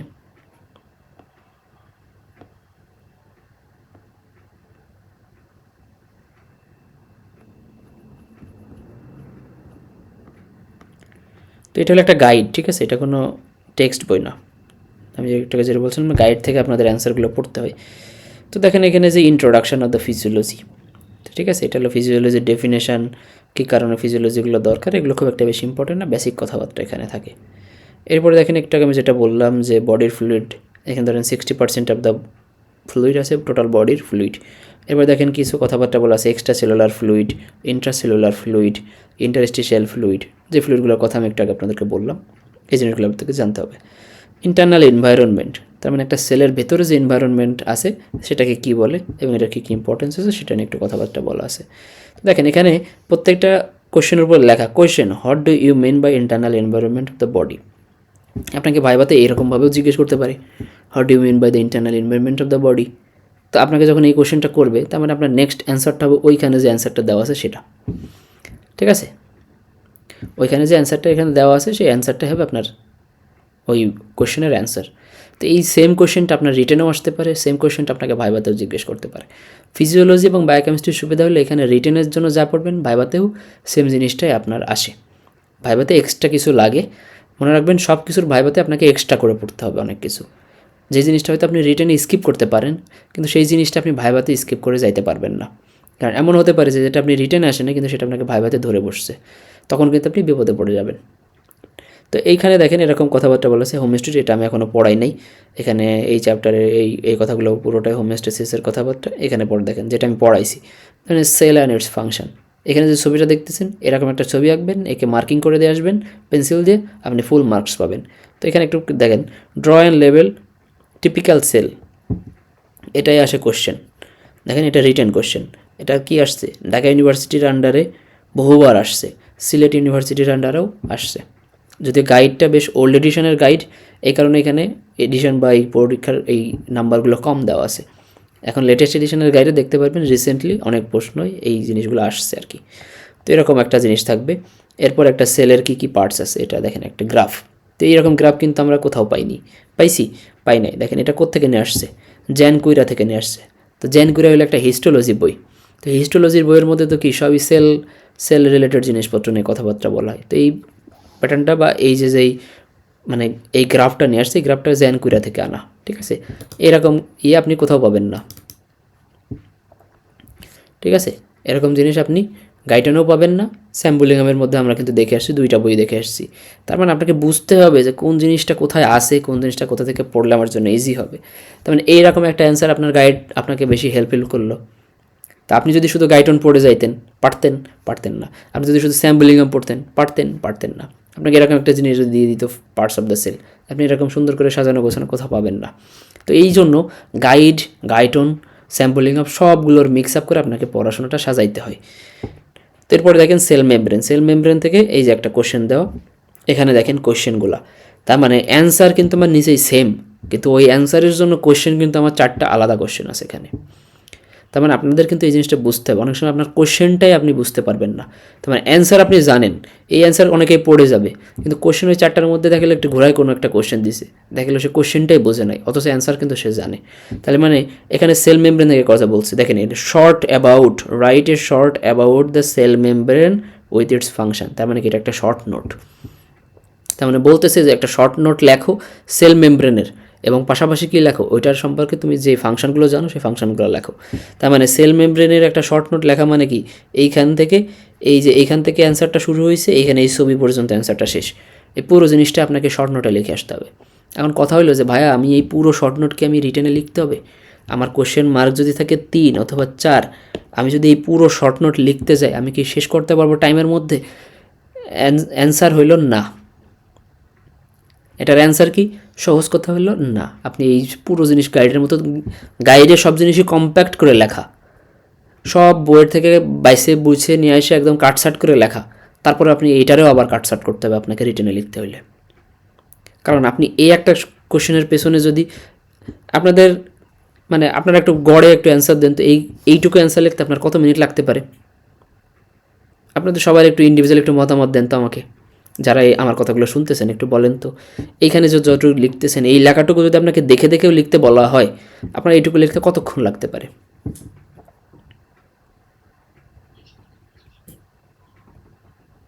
আচ্ছা, অনেক বেশি বলে ফেলছেন, 20 মিনিট। আচ্ছা, ধরলাম আমি 20 মিনিট।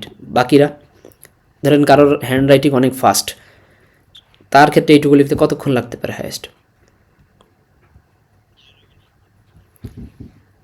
15 মিনিট। এই যে যেটা বলতেছেন যে 15 মিনিট, আপনি 15 মিনিট সময় পাবেন না। আপনি একটা রিটেন অ্যান্সার করার জন্য 7 মিনিট থেকে 8 মিনিট সময় পাবেন গড়ে, অন অ্যাভারেজ।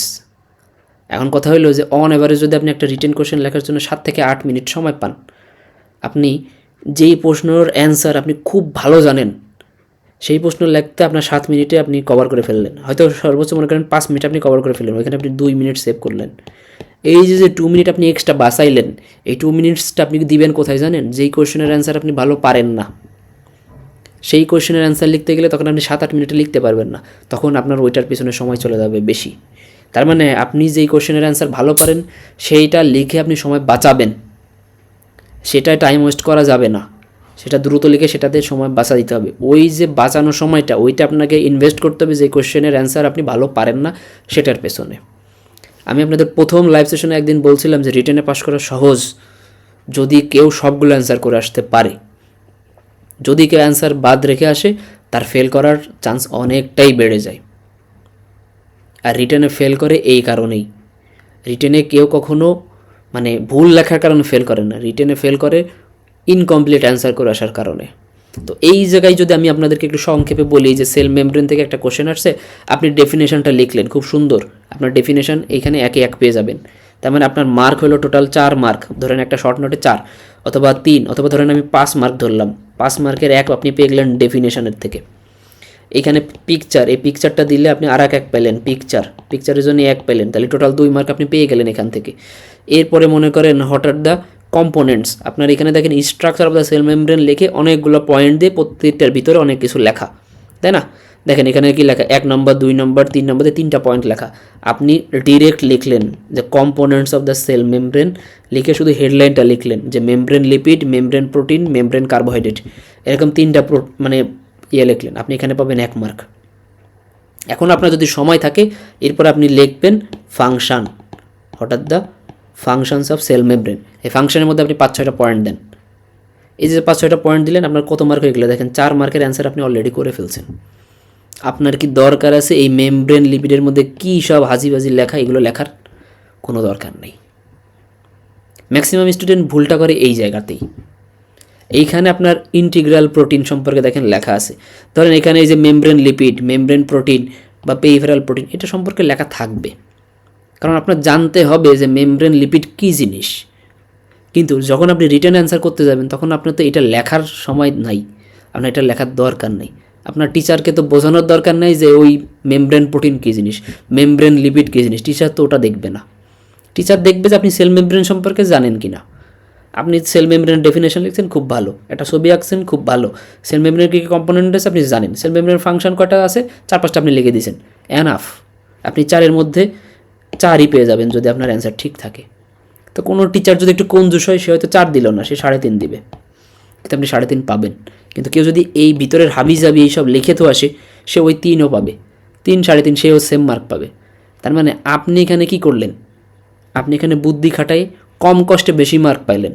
আর যে গাধা ওই পুরো জিনিস লিখতে যাবে সে কী করবে, 8 মিনিটে যেটা লেখার কথা সে 15-20 মিনিট ধরে ঘোড়ার ডিম লিখবে, যেটা আপনি 5 মিনিটে লিখে আসতে পারবেন। তার মানে আপনাকে এইভাবে কোশ্চেনগুলোর অ্যানালাইসিস করে লিখতে হবে। এই জিনিসগুলাই ম্যাক্সিমাম স্টুডেন্ট বুঝে না, প্রথম দিকে যে তারা লিখে শেষ করতে পারে না, আর এসে বলে ভাইয়া আমি এটা লিখে শেষ করতে পারি নাই, আমি রিটেন লিখে শেষ করতে পারি না। আমি যখন জিজ্ঞেস করি যে কী করছো, সে বলে যে আমি সব লিখছি। এখানে তো সব লেখার দরকার না, কেন লেখার দরকার না সেটা একটু বলি। এখানে দেখেন write down the composition of the cell membrane with diagram, এটা একটা কোশ্চেন। তার মানে আপনাকে জিজ্ঞেস করছে হঠাৎ দ্য কম্পোজিশন, তাহলে কম্পোজিশন এই কটার নাম লেখেন আর একটা ছবি আঁকেন, অ্যান্সার শেষ। আপনি তো ভিতরের সব কিছু লিখতে বলে নাই, তাহলে কেন লিখবেন? এরপর দেখেন লিখছে show with diagram with different components of the cell membrane, তারপরে আপনাকে জিজ্ঞেস করছে কম্পোনেন্ট, তার মানে ডেফিনেশনও চাই নাই, তো ডেফিনেশনও দেওয়ার দরকার নেই আপনার। আপনাকে যেটা চাইছে আপনি সেটাই অ্যান্সার করে আসবেন, আপনি যা চাইছে সেটা লিখে আসবেন, ফুল মার্ক পেয়ে যাবেন। আপনি যদি মাতব্বরি করে এখানে লেখেন যে ডিফারেন্ট কম্পোনেন্ট আর সাথে একটা স্ট্রাকচার বা ডায়াগ্রাম চাইছে, আমি ওটার ডেফিনেশন লিখলাম, থিকনেস লিখলাম, পরে আর ওই ছবি আঁকতে পারলাম না সময়ের অভাবে, আপনি কি ফুল মার্কস পাবেন? আপনার তো ছবি না লেখার কারণে অর্ধেক মার্ক নাই। তো আপনি ওই ডেফিনেশন লিখলেন আর থিকনেস লিখলেন, ওতে কী মার্ক পাবেন? ওটা তো আপনার চাই নাই অ্যান্সারে, কোশ্চেনে তো চাই নেই। তো এইভাবে জিনিসগুলো অ্যানালিসিস করতে হবে। আপনি পড়ে গেলেন, সব কিছু পড়ে গেলেন, সেল মেমব্রেন সম্পর্কে আপনি সব জানেন, কোশ্চেনে চাইছে এক, লিখে দিয়ে আসলেন আর এক, করলেন টাইম ওয়েস্ট, পাইলেন না মার্কস, করে আসলেন ফেল। ঠিক আছে? তো এই জিনিসটা করার কারণে দেখা যায় ম্যাক্সিমাম স্টুডেন্ট মানে খুব ঝামেলা করে ফেলে। এই জিনিসগুলো বুঝতে হবে, কঠিন না, কিন্তু এখানে টেকনিক্যাল ওয়েতে আগাইতে হবে আপনাকে। আপনি যত বেশি টেকনিক্যাল ওয়েতে আগাবেন, আপনি তত সহজে সব পরীক্ষা পাস করে আসতে পারবেন। বুঝতে পারছেন? আপনারা যদি সেল মেমব্রেন সম্পর্কে আইটেমের বোর্ডে জিজ্ঞাসা করে, আপনি যদি এই ডেফিনেশনটা খুব সুন্দর করে বলতে পারেন, এটা থিকনেস বলতে পারেন, কী কী স্ট্রাকচার আছে সেটা একটু বলতে পারেন, এবং এইখানে কয়েকটা জিনিস আছে যেইগুলো আপনি দু একটা লাইন আপনি রিডিং তো পড়বেনই এটা পড়ার সময়, ওই দু একটা লাইন রিডিং পড়তে পারলে আপনার ওই জিনিসটা মাথায় রাখবেন। ওই মাথায় রাখা ইনফরমেশনগুলো আপনি অ্যাপ্লাই করবেন ভাইবা বোর্ডে, নট রিটেনের খাতায়। আপনি রিটেনের খাতায় সাহিত্য লেখার জন্য না, ওখানে যে আপনার এটা জাহির করার দরকার নেই যে আপনি কত কিছু জানেন। আপনি কত কিছু জানেন সেটা আপনি ভাইবা বোর্ডে যদি একটু জাস্ট ডেমো দেখা আসতে পারেন টিচারদের যেন আপনি জানেন, ওতেই এনাফ, ওতে আপনি ভাইবা পাস করে আসবেন। এই জিনিসটুকু বুঝতে হবে আপনাদের। এই জিনিসটুকু বুঝতে পারলে আপনি কোনো কিছুতে ফেল করবেন না। I wish. বুঝতে পারছেন আমার কথা? যারা আমার কথা শুনছেন আর কি। কম্পোনেন্ট চাইলে আপনি শুধু কম্পোনেন্ট লিখবেন। স্ট্রাকচার মানে কি, structure of the cell membrane মানে কি, এই জিনিসগুলোতে একটা স্ট্রাকচার তৈরি হয়েছে। তার মানে এখানে যদি একটু খেয়াল করেন, এখানে দেখেন structure of the cell membrane বলছে, তার মানে স্ট্রাকচার কারা আছে? Carbohydrate, integral protein, peripheral protein, lipid. এই চারটা নামই তো আপনার কি কম্পোনেন্টস। কম্পোনেন্টসের মধ্যে কোটা লিখে আসবেন, ছবিটাকে দিয়ে আসবেন, আপনি ফুল মার্কসই পাবেন। আর যে বললাম কঞ্জুস স্যার হইলে হয়তো আপনাকে ওখানে 0.5 কাটবে, কখনোই ফুল মার্কস দেয় না, 4-এর মধ্যে 4 আউট অফ 4 দেয় না, ওই হাফ অথবা 1 কেটেই রাখে। ঠিক আছে? কিন্তু আপনার ওই হাফ কম পাওয়ার কারণে আপনি ফেল করবেন না। আবারও আপনাকে একটু বলি, যেহেতু এই ফিজিওলজি যেহেতু রিটেনের খেলা, এখানে অনেক কিছু লিখতে হয়। আপনাকে যদি 8টা কোশ্চেন লিখতে বলা হয়, প্রত্যেকটাতে যদি 5 মার্ক থাকে, তো টোটাল কত মার্কস? ধরেন 40 মার্ক রিটেন, কার্ডের কথা বলতেছি, 10 মার্ক থাকবে এমসিকিউ, 50 মার্কে মনে করেন আপনার পরীক্ষা হবে, রিটেন পরীক্ষা। 50-এর মধ্যে এটা 60% কত হয়? ধরেন 28 মার্ক। এই 28 মার্ক হলে আপনার 5 মার্ক, 25 হলো আপনার 50%, আর ওই 3-4 মনে করেন আপনার, আর হলো আপনার টোটাল হলো 60%-এ পাস। তা আপনার 28 পাইতে হবে। তা আপনি 10 মার্ক তো আপনার এমসিকিউ, আপনি আন্দাজে দাগায় আসলেও ওই 10-এর মধ্যে আপনি 6 এমনিই পেয়ে যাবেন। তো ধরেন আপনার 6 হয়ে গেছে মার্ক, ঠিক আছে? 6 তো আপনি পেয়ে গেছেন, তাহলে এই 28 থেকে 6 বাদ দেন, থাকলো কত? 22 মার্ক। এই 22 মার্ক আপনাকে রিটেনে পাইতে হবে। কোশ্চেন কয়টা? 8টা। 8টাই প্রত্যেকটায় কত মার্ক করে? 5 মার্ক করে। আমি ধরলাম আপনি প্রত্যেকটা কোশ্চেনে 3 করে পাইছেন, তাহলে দেখেন 3 গুণ 8 কত হলো? 24 মার্ক। আপনার দরকার কত? 22 মার্ক। তার থেকে আপনি 2 এক্সট্রা পাইছেন, পাইলেন কত? 24। এখন ধরেন আপনি এমসিকিউতে 10-এর জায়গায় পাইলেন 8, তাহলে টোটাল কত হলো? 24 আর 8 32। আপনার দরকার ছিল 28 মার্ক, আপনি পেয়ে গেছেন 32। আপনি যদি কাটে 28ও পান, তাও তো আপনি পাস। আপনার আগে দরকার পাস, তারপরে অন্য কিছু। বুঝছেন আমার কথা? কি আপনারা বুঝছেন? তো এই জিনিসটা ভাই আপনাদের করতে হবে। এই জিনিসটার জন্য অনেক কাটকার পড়াইতে হবে। এখন মনে করতেছেন যে ভাইয়া বলল যে 5 মার্কের কোশ্চেন, আমাকে 3 মার্ক পাইতে হবে, 3 মার্ক পাওয়া তো মনে তাহলে খুব সহজ না। এই 3 মার্ক পাওয়ার জন্য আপনাকে অনেক বেশি টেকনিক্যাল হওয়া লাগবে। এই 3 মার্কও আপনাকে বের করে নিয়ে আসতে হবে টিচার থেকে, টিচার দিতে বাধ্য হবে যদি আপনি সেভাবে লিখে আসতে পারেন।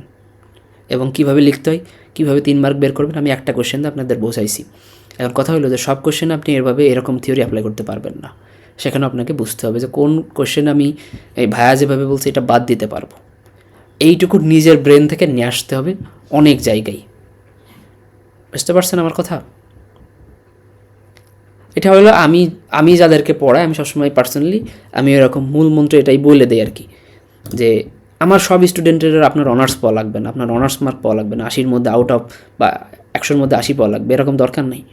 আপনি আগে পাস করেন, পাস জিনিসটাই লেখা থাকবে আপনার রেজাল্টে, আপনি কত মার্কস পেয়েছেন সেটা লেখা থাকবে না।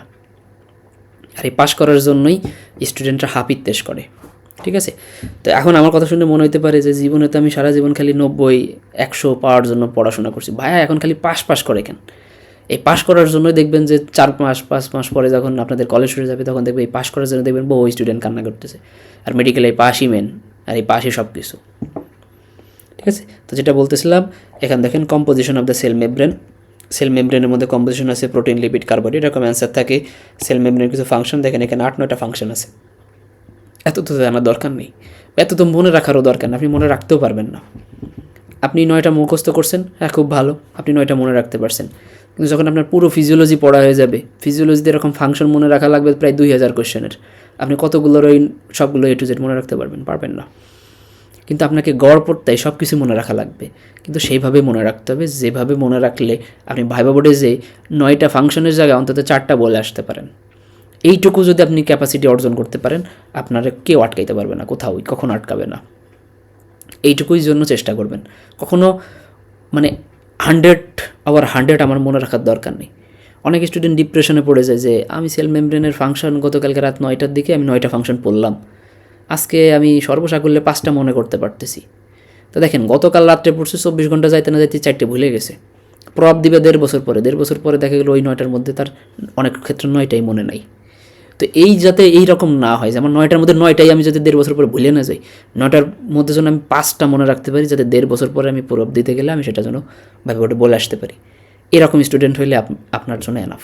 আপনি যদি এরকম স্টুডেন্ট হতে পারেন, মোর দ্যান এনাফ, আপনি কোনো কিছুতে আটকাবেন না। আমার কথা বুঝতে পারছেন? আপনি সব কিছু মনে রাখতে যে ডিপ্রেশনে পড়ার দরকার নেই। আপনি এতটুকু জানেন বা এতটুকু জানতে চেষ্টা করেন যেটুকু জানলে আপনার কোনো কিছুতে মানে আটকাইতে হবে না, এরকম জিনিস আপনার জানতে হবে। এটা হলো আমার থিওরি। এই থিওরিতে আমি কোনো জায়গায় যেহেতু আটকাই নাই, সেহেতু আপনারাও কোনো জায়গায় আটকাবেন না।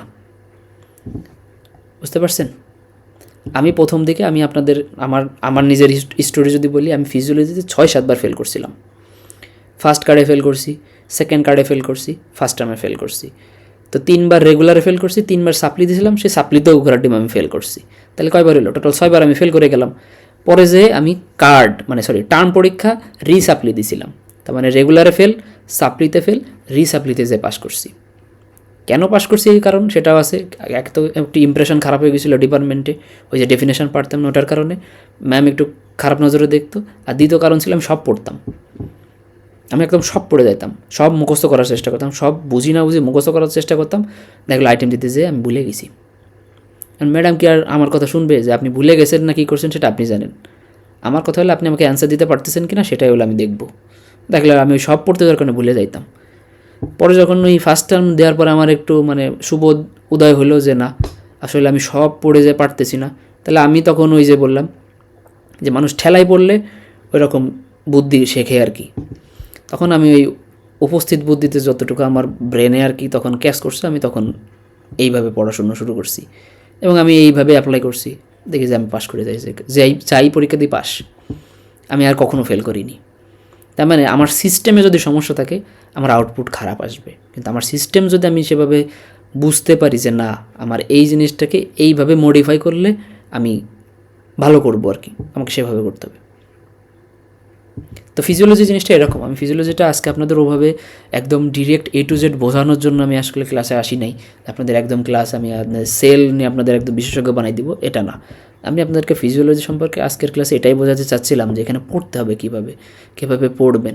কারণ ফিজিওলজিতে অনেক লেখা, বই বলেন, গাইড বলেন, টেক্সট বই বলেন, সব কিছুতে অনেক লেখা, কিন্তু আপনাকে ওই বেস্ট লাইনটা পিক আপ করতে হবে। ওই বেস্ট লাইনটা পিক করে আপনাকে ইনপুট নিতে হবে নিজের ব্রেনে, ওই লাইনটা আপনাকে অ্যাপ্লাই করতে হবে রিটেনে, ওই লাইনটা আপনাকে বলতে হবে ভাইভাতে, তাহলে আপনি দেখবেন যে পাস করে গেছেন। কিন্তু ওই লাইনটা বুঝতে হলে আপনাকে পড়তে হবে, ওই লাইনটা বুঝতে হলে আপনাকে অনেক কোয়েশ্চেন অ্যানালাইসিস করতে হবে। আর সবথেকে গুড নিউজ হইল রিটেনের কোয়েশ্চেন প্রতি বছর রিপিট হয়।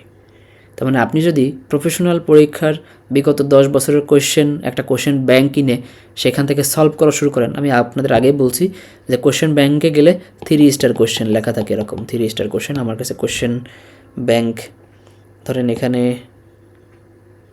এই যে ধরেন একটা ফিজিওলজি কোয়েশ্চেন ব্যাংক আছে, তো এটা রাজশাহী ইউনিভার্সিটির আন্ডারের একটা কোয়েশ্চেন ব্যাংক। তো তো এখানে আসলে 3 স্টার দেওয়া নাই। তো ধরেন যাই দেওয়া আছে আমি সেটার উপরে একটু দেখাই। আপনাদের আজকে যেটা বলতেছিলাম সেটা হলো সেল।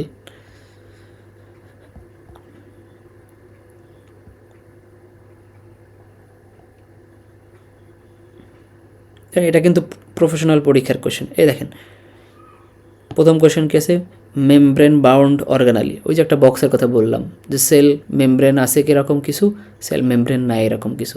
তো দেখেন প্রথম কোশ্চেনে বলছে শুধু মেমব্রেন বাউন্ড অর্গানালির নাম, দ্বিতীয় কোশ্চেনে বলছে মেমব্রেনাস নন মেমব্রেনাস অর্গানালির নাম, এর বলছে যে সেল অর্গানালিস কারা আছে। তার মানে একই জিনিস ঘুরে ফিরে এরকম বিভিন্নভাবে কোশ্চেনগুলো আসে। এবং দেখেন এগুলো নভেম্বর 19-এ আসছে, 20-এ আসছে, 21-এ আসছে, কত বছর ধরে এই কোশ্চেনগুলো আসছে। এবং এদের মার্কসও দেখেন 1 মার্ক। তার মানে মেমব্রেন বাউন্ড অর্গানালির নাম লিখলে 1 মার্ক পাবেন, যদি আপনি নন মেমব্রেন এবং মেমব্রেনের দুইটার নামই লেখেন 2 মার্ক পাবেন। তার মানে আপনাকে মার্ক বুঝতে হবে যে একটা কোশ্চেনের জন্য আমাকে কত মার্ক দিতেছে, সেই মার্ক বুঝে আপনাকে অ্যান্সার করে আসতে হবে। এখন ধরেন এই মেমব্রেন বাউন্ড অর্গানালিতে যদি আপনার 1 মার্কের জায়গায় 2 মার্ক দেওয়া থাকতো, তাহলে আপনি কী করতেন? তাহলে চেষ্টা করতেন যে এই মেমব্রেন বাউন্ড অর্গানালির জিনিসটা কি সেটা বোঝানোর বা একটা ডেফিনেশন দেওয়ার, তারপর আপনি একটা লিস্ট করে দিয়ে আসতেন। তাহলে কী হলো, এটা 2 মার্কের একটা অ্যান্সার হয়ে গেল। এই জিনিসগুলো আপনাকে ওইভাবে তখন নিজে থেকে মডিফাই করে করে কোশ্চেন দেখে কোশ্চেন বুঝে আপনার অ্যান্সার করে দিয়ে আসতে হইতো। এরপর দেখেন এখানে কিছু শর্ট নোটের কথাবার্তা বলছে কিনা দেখে নিই। না, এখানে বলে নাই। Draw and label the cell membrane, draw and লেবেলটা যে টিপিক্যাল সেল মেমব্রেন যেটা বললাম, এখান থেকে মানে মূলত যা আসে আর কি এই ঘোড়ার টিমে আসে। এখান থেকে আর ওরকম কিছু দেখতেছি না।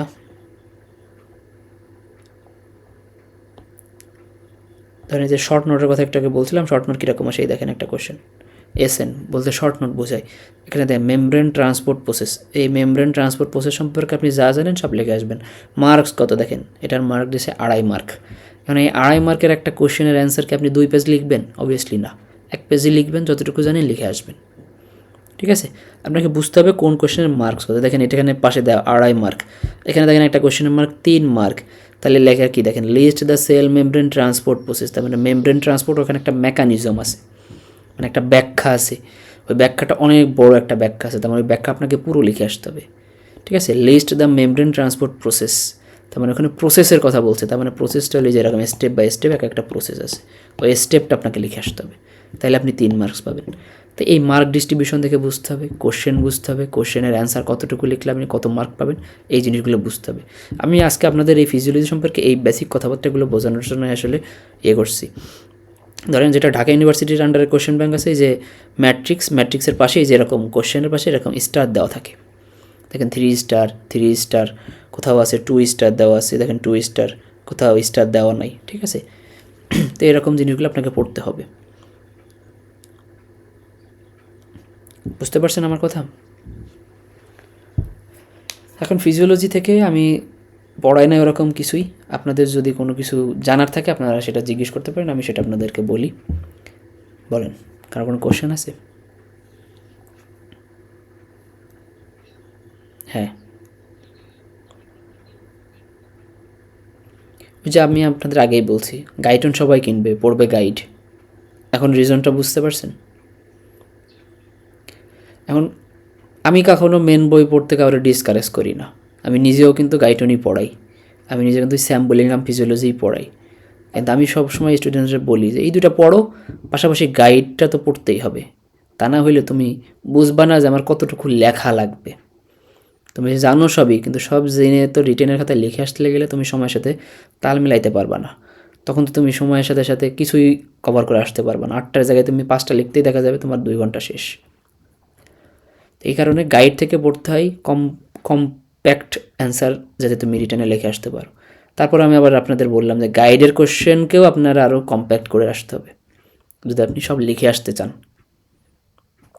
বুঝাইতে পারছি?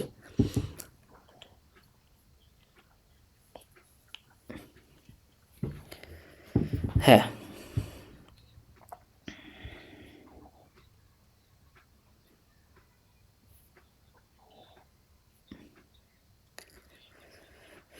হ্যাঁ, এক্সট্রা ইনফরমেশান তুমি তখন বুঝবা কখন, তুমি যখন মেন বইয়ের থ্রু যাবা। আগে তোমার গাইড থেকে পড়তে হবে যে আমার ইম্পর্টেন্ট কী জিনিস। গাইড থেকে তুমি একবার চোখ বোলাইলে বুঝবা যে আমার এই টপিক্স থেকে এই কোশ্চেনগুলো আসে, তার মানে আমি কোশ্চেন তো জানি, অ্যান্সারও জানি। তাহলে এখন আমি একটু দেখি এর বাইরে আর কি আছে, এর বাইরে যখন কিছু আসে তখনই বুঝতে যাবে, তখন তোমার গাইড বই একবার হলে রিডিং পড়তে হবে। কারণ গাইড থেকে তুমি যেটা পড়তেছো সেটা কি পড়তেছো, একদম জিস্ট জিনিসটুকু পড়তেছো, কিন্তু ওই জিস্ট জিনিসটুকুর আগে পিছে অনেক কথাবার্তা আছে যেগুলো তুমি গাইডে পাবা না। সেই জিনিসগুলো পড়তে হলে তোমার মেইন বইতে যাইতে হবে। মেইন বই পড়লে তোমার কনসেপ্ট ক্লিয়ার হবে। গাইড তোমাকে পাস করাবে কিন্তু কনসেপ্ট ক্লিয়ার করাবে না, ঠিক আছে? আমি এটা অল টাইপ অফ স্টুডেন্টের জন্য বলি, কারণ আমার স্টুডেন্টদেরকে আমি আগে চাই পাস করুক তারা।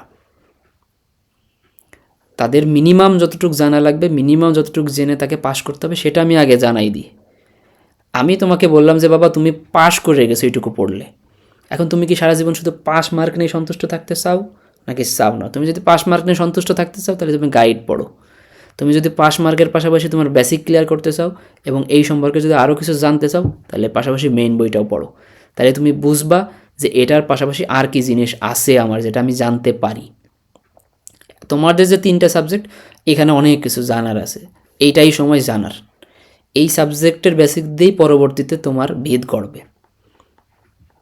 আমার কথা ক্লিয়ার?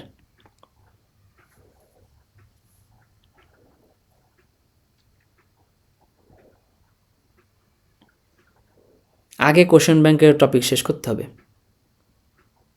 অ্যাট ফার্স্ট যাই থাকুক, কোশ্চেন ব্যাংকের যে কোশ্চেনগুলো আছে আমার আগে রিটেন কমপ্লিট থাকুক। আমার যদি রিটেন পড়া হয়ে যায়, 60% ভাইবার পড়া রিটেনের মধ্যে হয়ে গেছে, 16 আরও বেশি হয়ে যায়, 70% হয়ে গেছে। ওই যে 30% বাদ থাকলে ওই 30% আমার পড়তে হবে কোথায়? কলেজের লেকচার পড়তে হবে। আমার কলেজের প্রফেসর এক্সট্রা কী পড়াইতেছে ওই জিনিস আমার জানতে হবে। মেইন বইয়েতে এক্সট্রা কী ইনফরমেশন আছে সেটা আমার জানতে হবে। কারণ আমি রিটেনের জন্য যেই জিনিসটুকু পড়তেছি ওইটুকু জিস্ট, ওই জিস্টের মধ্যে থেকে কোনো একটা কোয়েশ্চেন ঘোরাই ফেরাই দিলে ওটার ব্যাখ্যা হয়তো আমি মেইন বইয়ের থ্রু পাবো, তখন আমাকে মেইন বই পড়তেই হবে। ভাই ভালো করতে হলে গাইড বই মেইন বই দুইটার কম্বিনেশনে পড়তে হবে। রিটেনে ভালো করতে হলে গাইড মাস্ট পড়তে হবে। মেইন বই পড়ে রিটেনে ভালো করা যায় যদি সে মানে অনেক বেশি ওই যে চালাক হয় আর কি, সে যদি ধরতে পারে যে না আমি এইভাবে অ্যান্সারগুলো করে আসবো, ঠিক আছে? কিন্তু গাইড পড়লে হয় কি, তুমি বুঝতে পারবা যে কোনো জিনিসটা কত সুন্দরভাবে তুমি লিখে আসতে পারবা, প্রেজেন্ট করতে পারবা, এই আর কি। কিন্তু অ্যান্সার তোমার সবই সেম। গাইডের যে অ্যান্সার সেইগুলো ওই মেন বই থেকেই নেওয়া আসা, এগুলো ওরা গাইডওয়ালারা নিজেরা বানাই দেয় নাই, ঠিক আছে? এখানে আমি যে তোমাদের গাইড দেখালাম, এখানে যদি একটু খেয়াল করো তো এখানেও একটু দেখতে পারবা এরা নিজেদের থেকে কিছু লেখে নাই। এখানে সব কিছুই দেখো, এই যে লেখা রেফারেন্স দেখো গাইটন, কিন্তু এরা এক বই থেকে নিয়ে আসেন। এই যে রেফারেন্স গাইটন, এখানে রেফারেন্স জ্যান কুইরা, তার মানে একটাকে তোমাদের গাইটন দেখাইলাম, ঠিক আছে? দেখো কত ধরনের বই থেকে ওরা নিয়ে আসে, জ্ঞানন থেকে নিয়ে আসে, গাইটন থেকে নিয়ে আসে, ঠিক আছে? তো এরা কিন্তু সব বইয়ের কম্বিনেশন করে যেই অ্যান্সারটা স্টুডেন্ট ফ্রেন্ডলি, যেই অ্যান্সারটা খুব সহজ, যে অ্যান্সারটা দিলে এবার স্টুডেন্টরা বুঝবে এবং আউটপুট ভালো আসতে পারবে, সেই অ্যান্সারটা ওরা নিয়ে আসে, ঠিক আছে? তো এইভাবেই তোমাদেরকে পড়তে হবে, এইভাবেই প্রত্যেকটা জিনিস অ্যানালাইসিস করতে হবে। দেখো এই ছবিগুলো আমরা কিন্তু গাইটনে দেখে আসছি, কিন্তু একটা জিনিস হলো যে গাইটন পড়বে তার মনের মধ্যে যে কনফিডেন্সটা থাকবে আর যে শুধুমাত্র গাইড পড়ে যাবে তার মধ্যে যে কনফিডেন্স থাকবে, এটার মধ্যে অনেক ডিফারেন্স। গাইডন পড়লে তার একটা নলেজের একটা কনফিডেন্স আসবে, আর শুধুমাত্র গাইড পড়লে তার মধ্যে কিছু জিনিসের প্রতি তার কনফিডেন্স আসবে। তো আমি সবসময় সাজেস্ট করি গাইডটা যদি তোমার ভালো করে একবার পড়া হয়ে যায়, এর পাশাপাশি তুমি এক্সট্রা যেটুকু সময় পাও সেটা গাইটনের পিছনে দাও অথবা স্যাং বুলিংহামের পিছনে দাও, ওইটা দিলে তোমার বেসিক ক্লিয়ার হয়ে যাবে। তোমাকে স্যার যেভাবে ঘুরাই পেঁচাই জিজ্ঞেস করুক না কেন, তোমার কোয়েশ্চেন আটকাবে না, তুমি অ্যান্সারে কোনো জায়গায় আটকাবে না তোমার, তুমি যেভাবে হোক ব্যাখ্যা দিয়ে আসতে পারবা। তোমাকে স্যার যদি জিজ্ঞেস করে যে কই পাইছো, তখন তুমি বলে আসতে পারবা, মানে মানে কনফিডেন্টলি বলে আসতে পারবো স্যার আমি এটা গাইটনে পাইছি, স্যার আমি এটা স্যাম বুলিংহামে পাইছি। কিন্তু তুমি গাইড পড়ে গেলে কখনো মুখ দিয়ে উচ্চারণ করতে পারবে না যে স্যার আমি গাইড পড়ে আসছি। মুখ দিয়ে উচ্চারণ করলে তুমি ফেল, সে তুমি যতই পারো না কেন, গাইডের কথা মুখে বলা যাবে না, ঠিক আছে? কিন্তু স্যারাও জানে যে স্টুডেন্টরা গাইড পড়েই আসে ম্যাক্সিমাম, খুব কম স্টুডেন্ট আছে যারা মেইন বই পড়ে। মেইন বই পড়তে হলে ওই যেরকম একটা আতেল টাইপের হওয়া লাগে আর কি, অনেক বেশি ডেডিকেশানতে পড়া লাগে। তো যাই হোক, কাউকে ডিমোটিভেটেড করতেছি না, আমি সবসময় স্যাম বুলিংহাম পড়াই, পাশাপাশি গাইটনও পড়াই, এর পাশাপাশি গাইড দাগাই দিই। গাইড ওরকমভাবে পড়াই না, কারণ গাইডের প্রতি একবার কারোর মানে গাইড নির্ভর হয়ে গেলে সে আর ওই মেন বই পড়তে চায় না, তখন ভাবে যে আমি গাইড পড়েই যদি আমার আইটেম ক্লিয়ার করে ফেলতে পারি, কেন আমি মেন বইয়ের পিছনে তো সময় দিব। তো এটা আসলে রাইট ওয়ে না। আপনাদের আর কোনো কোশ্চেন থাকলে বলতে পারেন।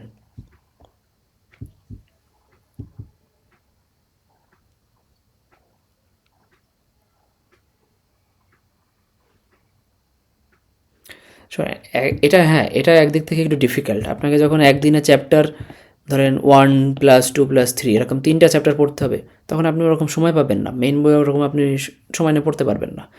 কিন্তু তার মানে এই না যে আপনি মানে এই 3টা চ্যাপ্টার পড়ে আপনি আইটেম ক্লিয়ার করে আসলেন, আইটেমের পরে কিন্তু আপনার কিছু সময় থাকবে। ইউ হ্যাভ টাইম, যদি আপনি ওভাবে ম্যানেজ করতে পারেন। ঠিক আছে, টাইম সবার আছে, এটা বলা যাবে না। এখন কথা হলো যে এক একজনের ক্যালিবার এক এক রকম। আমি বলতেছি যে ভাই টাইম আছে, আমি তো পড়েই কুল পাচ্ছি না। এরকম কলেজ শুরু হলে এরকম হবে যে ভাই আমি আইটেমের পড়া গাইড পড়েই কুল পাই না, গাইডই শেষ করতে পারি না, আমি মেইন বই কীভাবে পড়বো, এরকম থাকে। এটা মানে আপনাদের মধ্যে থেকেই হবে, আপনাদের আগে আমাদের মধ্যেও ছিল, আমাদের আগে যারা পড়ে আসছে তাদের মধ্যেও ছিল, এখন যারা পড়তেছে তাদের মধ্যেও আছে। কিন্তু এটা এক একজনের ক্যালিবার এক এক রকম। কেউ দেখা যাবে একটা চ্যাপ্টার পড়তে সময় নেয় 1 ঘন্টা, সে 1 ঘন্টার মধ্যে একটা চ্যাপ্টার পড়ে ফেলতেছে। কেউ দেখা যাবে ওই একই চ্যাপ্টার পড়তেছে 12 ঘন্টা ধরে, তাও দেখা যাবে তার পড়া হচ্ছে না। এখানে কনসেন্ট্রেশনের ব্যাপার থাকে, কতটুকু ইন্টারেস্ট নিয়ে সে পড়তেছে সেটা একটা ম্যাটার করে। আবার সে পড়তেছে নাকি পড়ার মধ্যে অন্য চিন্তা করতেছে, অনেক কিছু আসলে ম্যাটার করে। কিন্তু মানে ওই যে বললাম আপনাকে আগে, এই যে 2টা লেভেল যদি আমি কল্পনা করি, এটা হলো পাস মার্ক আর এটা হলো মনে করেন অনার্স মার্ক, আর এইটার মাঝামাঝি মনে করেন একটা হলো অ্যাভারেজ, অন অ্যাভারেজ। আপনি আগে পাস কনফার্ম করেন, আপনি পাস মার্ক কনফার্ম করার পরে আপনি উপরের দিকে যান, এরপরে আপনি অ্যাভারেজে যান, অ্যাভারেজ থেকে আরও বেস্টের দিকে যান, যখন আপনি লেভেল মানে আপনার একটা কনফিডেন্স আসবে যে না পাস তো আমি করেই যাব, এই পাস মার্ক তো আমার এমনিই হয়ে যাবে। ঠিক আছে, কিন্তু প্রথম দিকে আপনাদের এই জিনিসগুলো আস্তে আস্তে বুঝতে একটু সমস্যা হবে, প্রথম দিকে আপনাদের একটু পড়তেও কষ্ট হবে। সব জিনিস যেহেতু আপনাদের কাছে নতুন, এই জিনিসগুলো একটু কষ্ট হবে আর কি। যেহেতু আপনাদের মেডিকেল কলেজ খুলতে এখনও মানে ক্লাস শুরু হইতে মোটামুটি 2-3 মাস তো আপনারা পাচ্ছেনই এখনও।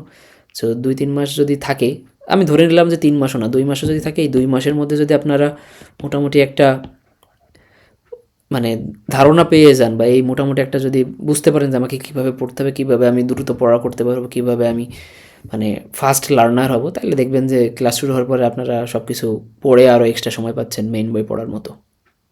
ঠিক আছে, তো যাই হোক আজকের ক্লাসটা তাহলে আমরা এখানেই শেষ করতেছি। আপনাদের যদি বিস্তারিত আরও অন্য কোনো কিছু জানার থাকে আপনারা আমাদের টেলিগ্রাম গ্রুপ অথবা হোয়াটসঅ্যাপ গ্রুপে নক দেন। আর আগামীকালকে কোনো ক্লাস থাকবে না, আমরা নেক্সট ক্লাস পরশুদিন, তার মানে হইল আজকে হলো আপনাদের শনিবার, রবিবার বন্ধ থাকবে, সোমবারে আমরা ক্লাস নেব, অর্থাৎ 29 তারিখ আপনাদের আরেকটা ক্লাস হবে। আর আমাদের কোর্স শুরু হবে জানুয়ারির 1 তারিখ থেকে। ঠিক আছে, আমরা জানুয়ারির 1 তারিখ থেকে 1 জানুয়ারি থেকে আমাদের কোর্স শুরু হবে। 2টা কোর্স আমাদের এই মুহূর্তে শুরু হচ্ছে, একটা হলো মেগা কোর্স আর একটা হলো মান্থলি লাইভ বেস। তো মান্থলি লাইভ বেসটা হলো আপনারা এই যে এখন আমার সাথে যেভাবে কথা বলতেছেন, এখন তো শুধুমাত্র আমার ক্যামেরা অন করা আছে, মান্থলি লাইভ বেসে যারা ভর্তি হবে তাদের ক্যামেরা অন থাকতে হবে। এবং এখানে আমি ক্যামেরায় দেখে এখানে যে নামগুলো থাকবে আমি ইন্ডিভিজুয়াল নাম ধরে জিজ্ঞেস করব, যেটা পড়ানো হবে সেটার পাশাপাশি তাদেরকে লাইভ ক্লাসে কোশ্চেন করা হবে। এবং ভাইভাতে যখন মানে আমাদের যে কোর্সের কারিকুলামের মধ্যে আমরা যে ভাইবা ইনক্লুড করছি, সেখানে এরকম ক্যামেরা অন করে ভাইবা দিতে হবে। সেখানে আমি কোশ্চেন করব, যেটা আপনাদের কলেজের টিচাররা যেভাবে আইটেম নেবে সেই আইটেম ওয়াইজ কোশ্চেন করা হবে, এবং সেটার উপর বেসিস করে একটা প্রোগ্রেস শিট দেওয়া হবে, যেটা লাইভ বেসে দেওয়া হবে। আর যেটা মেগা কোর্স, সেখানে আপনাদের পুরো সিলেবাস পড়ানো হবে এবং সেখানে সব সাবজেক্টের সব টপিকস পড়ানো হবে, কিন্তু সেখানে ক্লাসগুলো প্রথমে রেকর্ড দেওয়া হবে। অর্থাৎ আমি আগে ক্লাসটা নিব, কোনো রকম ইন্টারাকশান ছাড়া একদম ডেডিকেটেড লেকচার নিয়ে সেটা আপলোড দেওয়া হবে। এবং প্রতি সপ্তাহে যদি 5টা ক্লাস আপলোড দেওয়া হয়, ওই 5টা ক্লাসের উপরে মানে উইকলি একটা লাইভ ক্লাস হবে, ওই 5টা ক্লাসের উপরে একটা ডিসকাশনমূলক ক্লাস হবে।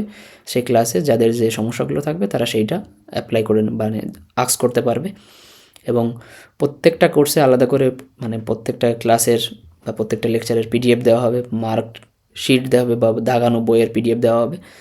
এবং যে কোনো কোশ্চেন যদি কারোর থাকে, সমস্যা থাকে, তারা 24 ঘন্টা যে কোনো সময় ফেসবুক গ্রুপ অথবা হোয়াটসঅ্যাপ গ্রুপের মাধ্যমে হেল্প নিতে পারবে। আর মেগা কোর্সে আর একটা সুবিধা আছে, সেখানে এমসিকিউ পরীক্ষা দেওয়ার সুযোগ থাকবে এবং সেটা উইকলি পরীক্ষা দেওয়া থাকবে। এমসিকিউ ফরম্যাটটা আমাদের মান্থলি লাইভ বেসেও থাকবে। তো যারা ভাইভাতে ভালো করতে চান কিংবা চান যে না আমি ভাইবার ফ্লুয়েন্সিটা আনতে এবং নিজেকে ক্লোজ মনিটরিংয়ের মধ্যে রাখতে চান, একটা মানে রুটিনের মধ্যে রাখতে চান, তাদের জন্য লাইভ বেস বেস্ট। লাইভ বেসটা একটু কস্টলি, কারণ এখানে আপনাকে মান্থলি 1000 টাকা করে পেমেন্ট করা লাগবে, অনেকটা কোচিংয়ের মতো, এবং এটা মাস শেষে আপনাকে পেমেন্ট করতে হবে বা পরবর্তী মাসের ব্যাচে ভর্তি হওয়ার জন্য। বাট এটা কস্টলি এই কারণে, এখানে আপনাকে ক্লোজ মনিটরিং করানো হবে এবং এখানে প্রত্যেকটা ব্যাচে লিমিটেড সংখ্যক স্টুডেন্ট থাকবে যাদেরকে একদম হ্যান্ড টু হ্যান্ড গাইড করা হবে, যার কারণে এটা কস্টলি। কিন্তু কেউ যদি চায় যে না আমি একদম নিজেকে খুব শুরু থেকেই ভালোভাবে আর কি বেসিক ক্লিয়ার করে আমি সব কিছু জানতে পড়তে চাই, তাদের জন্য লাইভ ব্যাচ ভালো। আর কেউ যদি মনে করে যে না আমি একটা মোটামুটি অ্যামাউন্টে আমি পুরো সিলেবাসটা কভার করব এবং সেই সিলেবাসের মধ্যে আমার সব কিছু ইনক্লুডেড থাকবে, আমি ভাইবা স্যার আমি নিজে আমার গাইডেন্সে সে পড়ে নিতে পারবে, কারণ আমার মেগা কোর্সের ক্লাসগুলোতে আমি রিটেন ভাইভাতে কী কী আসবে না আসবে সেগুলো বলেই দিব, সেখানেও সব কিছুই দেওয়া থাকবে, সেগুলো হাইল্ড ক্লাস থাকবে। তার কেউ থাকে যে ক্লাস করেই সে বুঝতে পারে, তার আর আলাদা করে ভাইবা দেওয়া লাগে না, সে পড়েই নিজে বুঝতে পারবে, তার জন্য এক মেগা কোর্স এনাফ। আর কেউ যদি মনে করতে চায় যে না আমি আগে ভাইবা দিয়ে বা এই ব্যাচটাই ভর্তি হতে চাই, তো সে তার জন্য এটা। আর কেউ যদি মনে করতে চায় যে না আমি কোনো ব্যাচ বা কোনো অনলাইন কোনো কিছুতে পড়বো না, আমি নিজের মতো পড়বো, এটাও সমস্যা নাই, এটাও করতে পারবেন আপনারা। আমার ব্যাচে ভর্তি হওয়া ম্যান্ডেটরি না, কেউ নিজের ইচ্ছাও করে পড়তে পারবেন। এবং যারা আমার কোর্সের বাইরের স্টুডেন্ট আছেন তাদেরও যদি কখনো সমস্যা হয়, তারা আমাকে পার্সোনালি হোয়াটসঅ্যাপ বা টেলিগ্রামে আমার থেকে হেল্প নিতে পারবেন। তো যাই হোক, আজকের ক্লাসটা আপনাদের এই পর্যন্তই। আপনাদের যদি কোনো প্রশ্ন বা কোনো কিছু থাকে, আপনারা যে কোনো সময় আমাকে হোয়াটসঅ্যাপে অথবা টেলিগ্রামে জিজ্ঞেস করতে পারেন। আর কোনো কোশ্চেন? হ্যাঁ।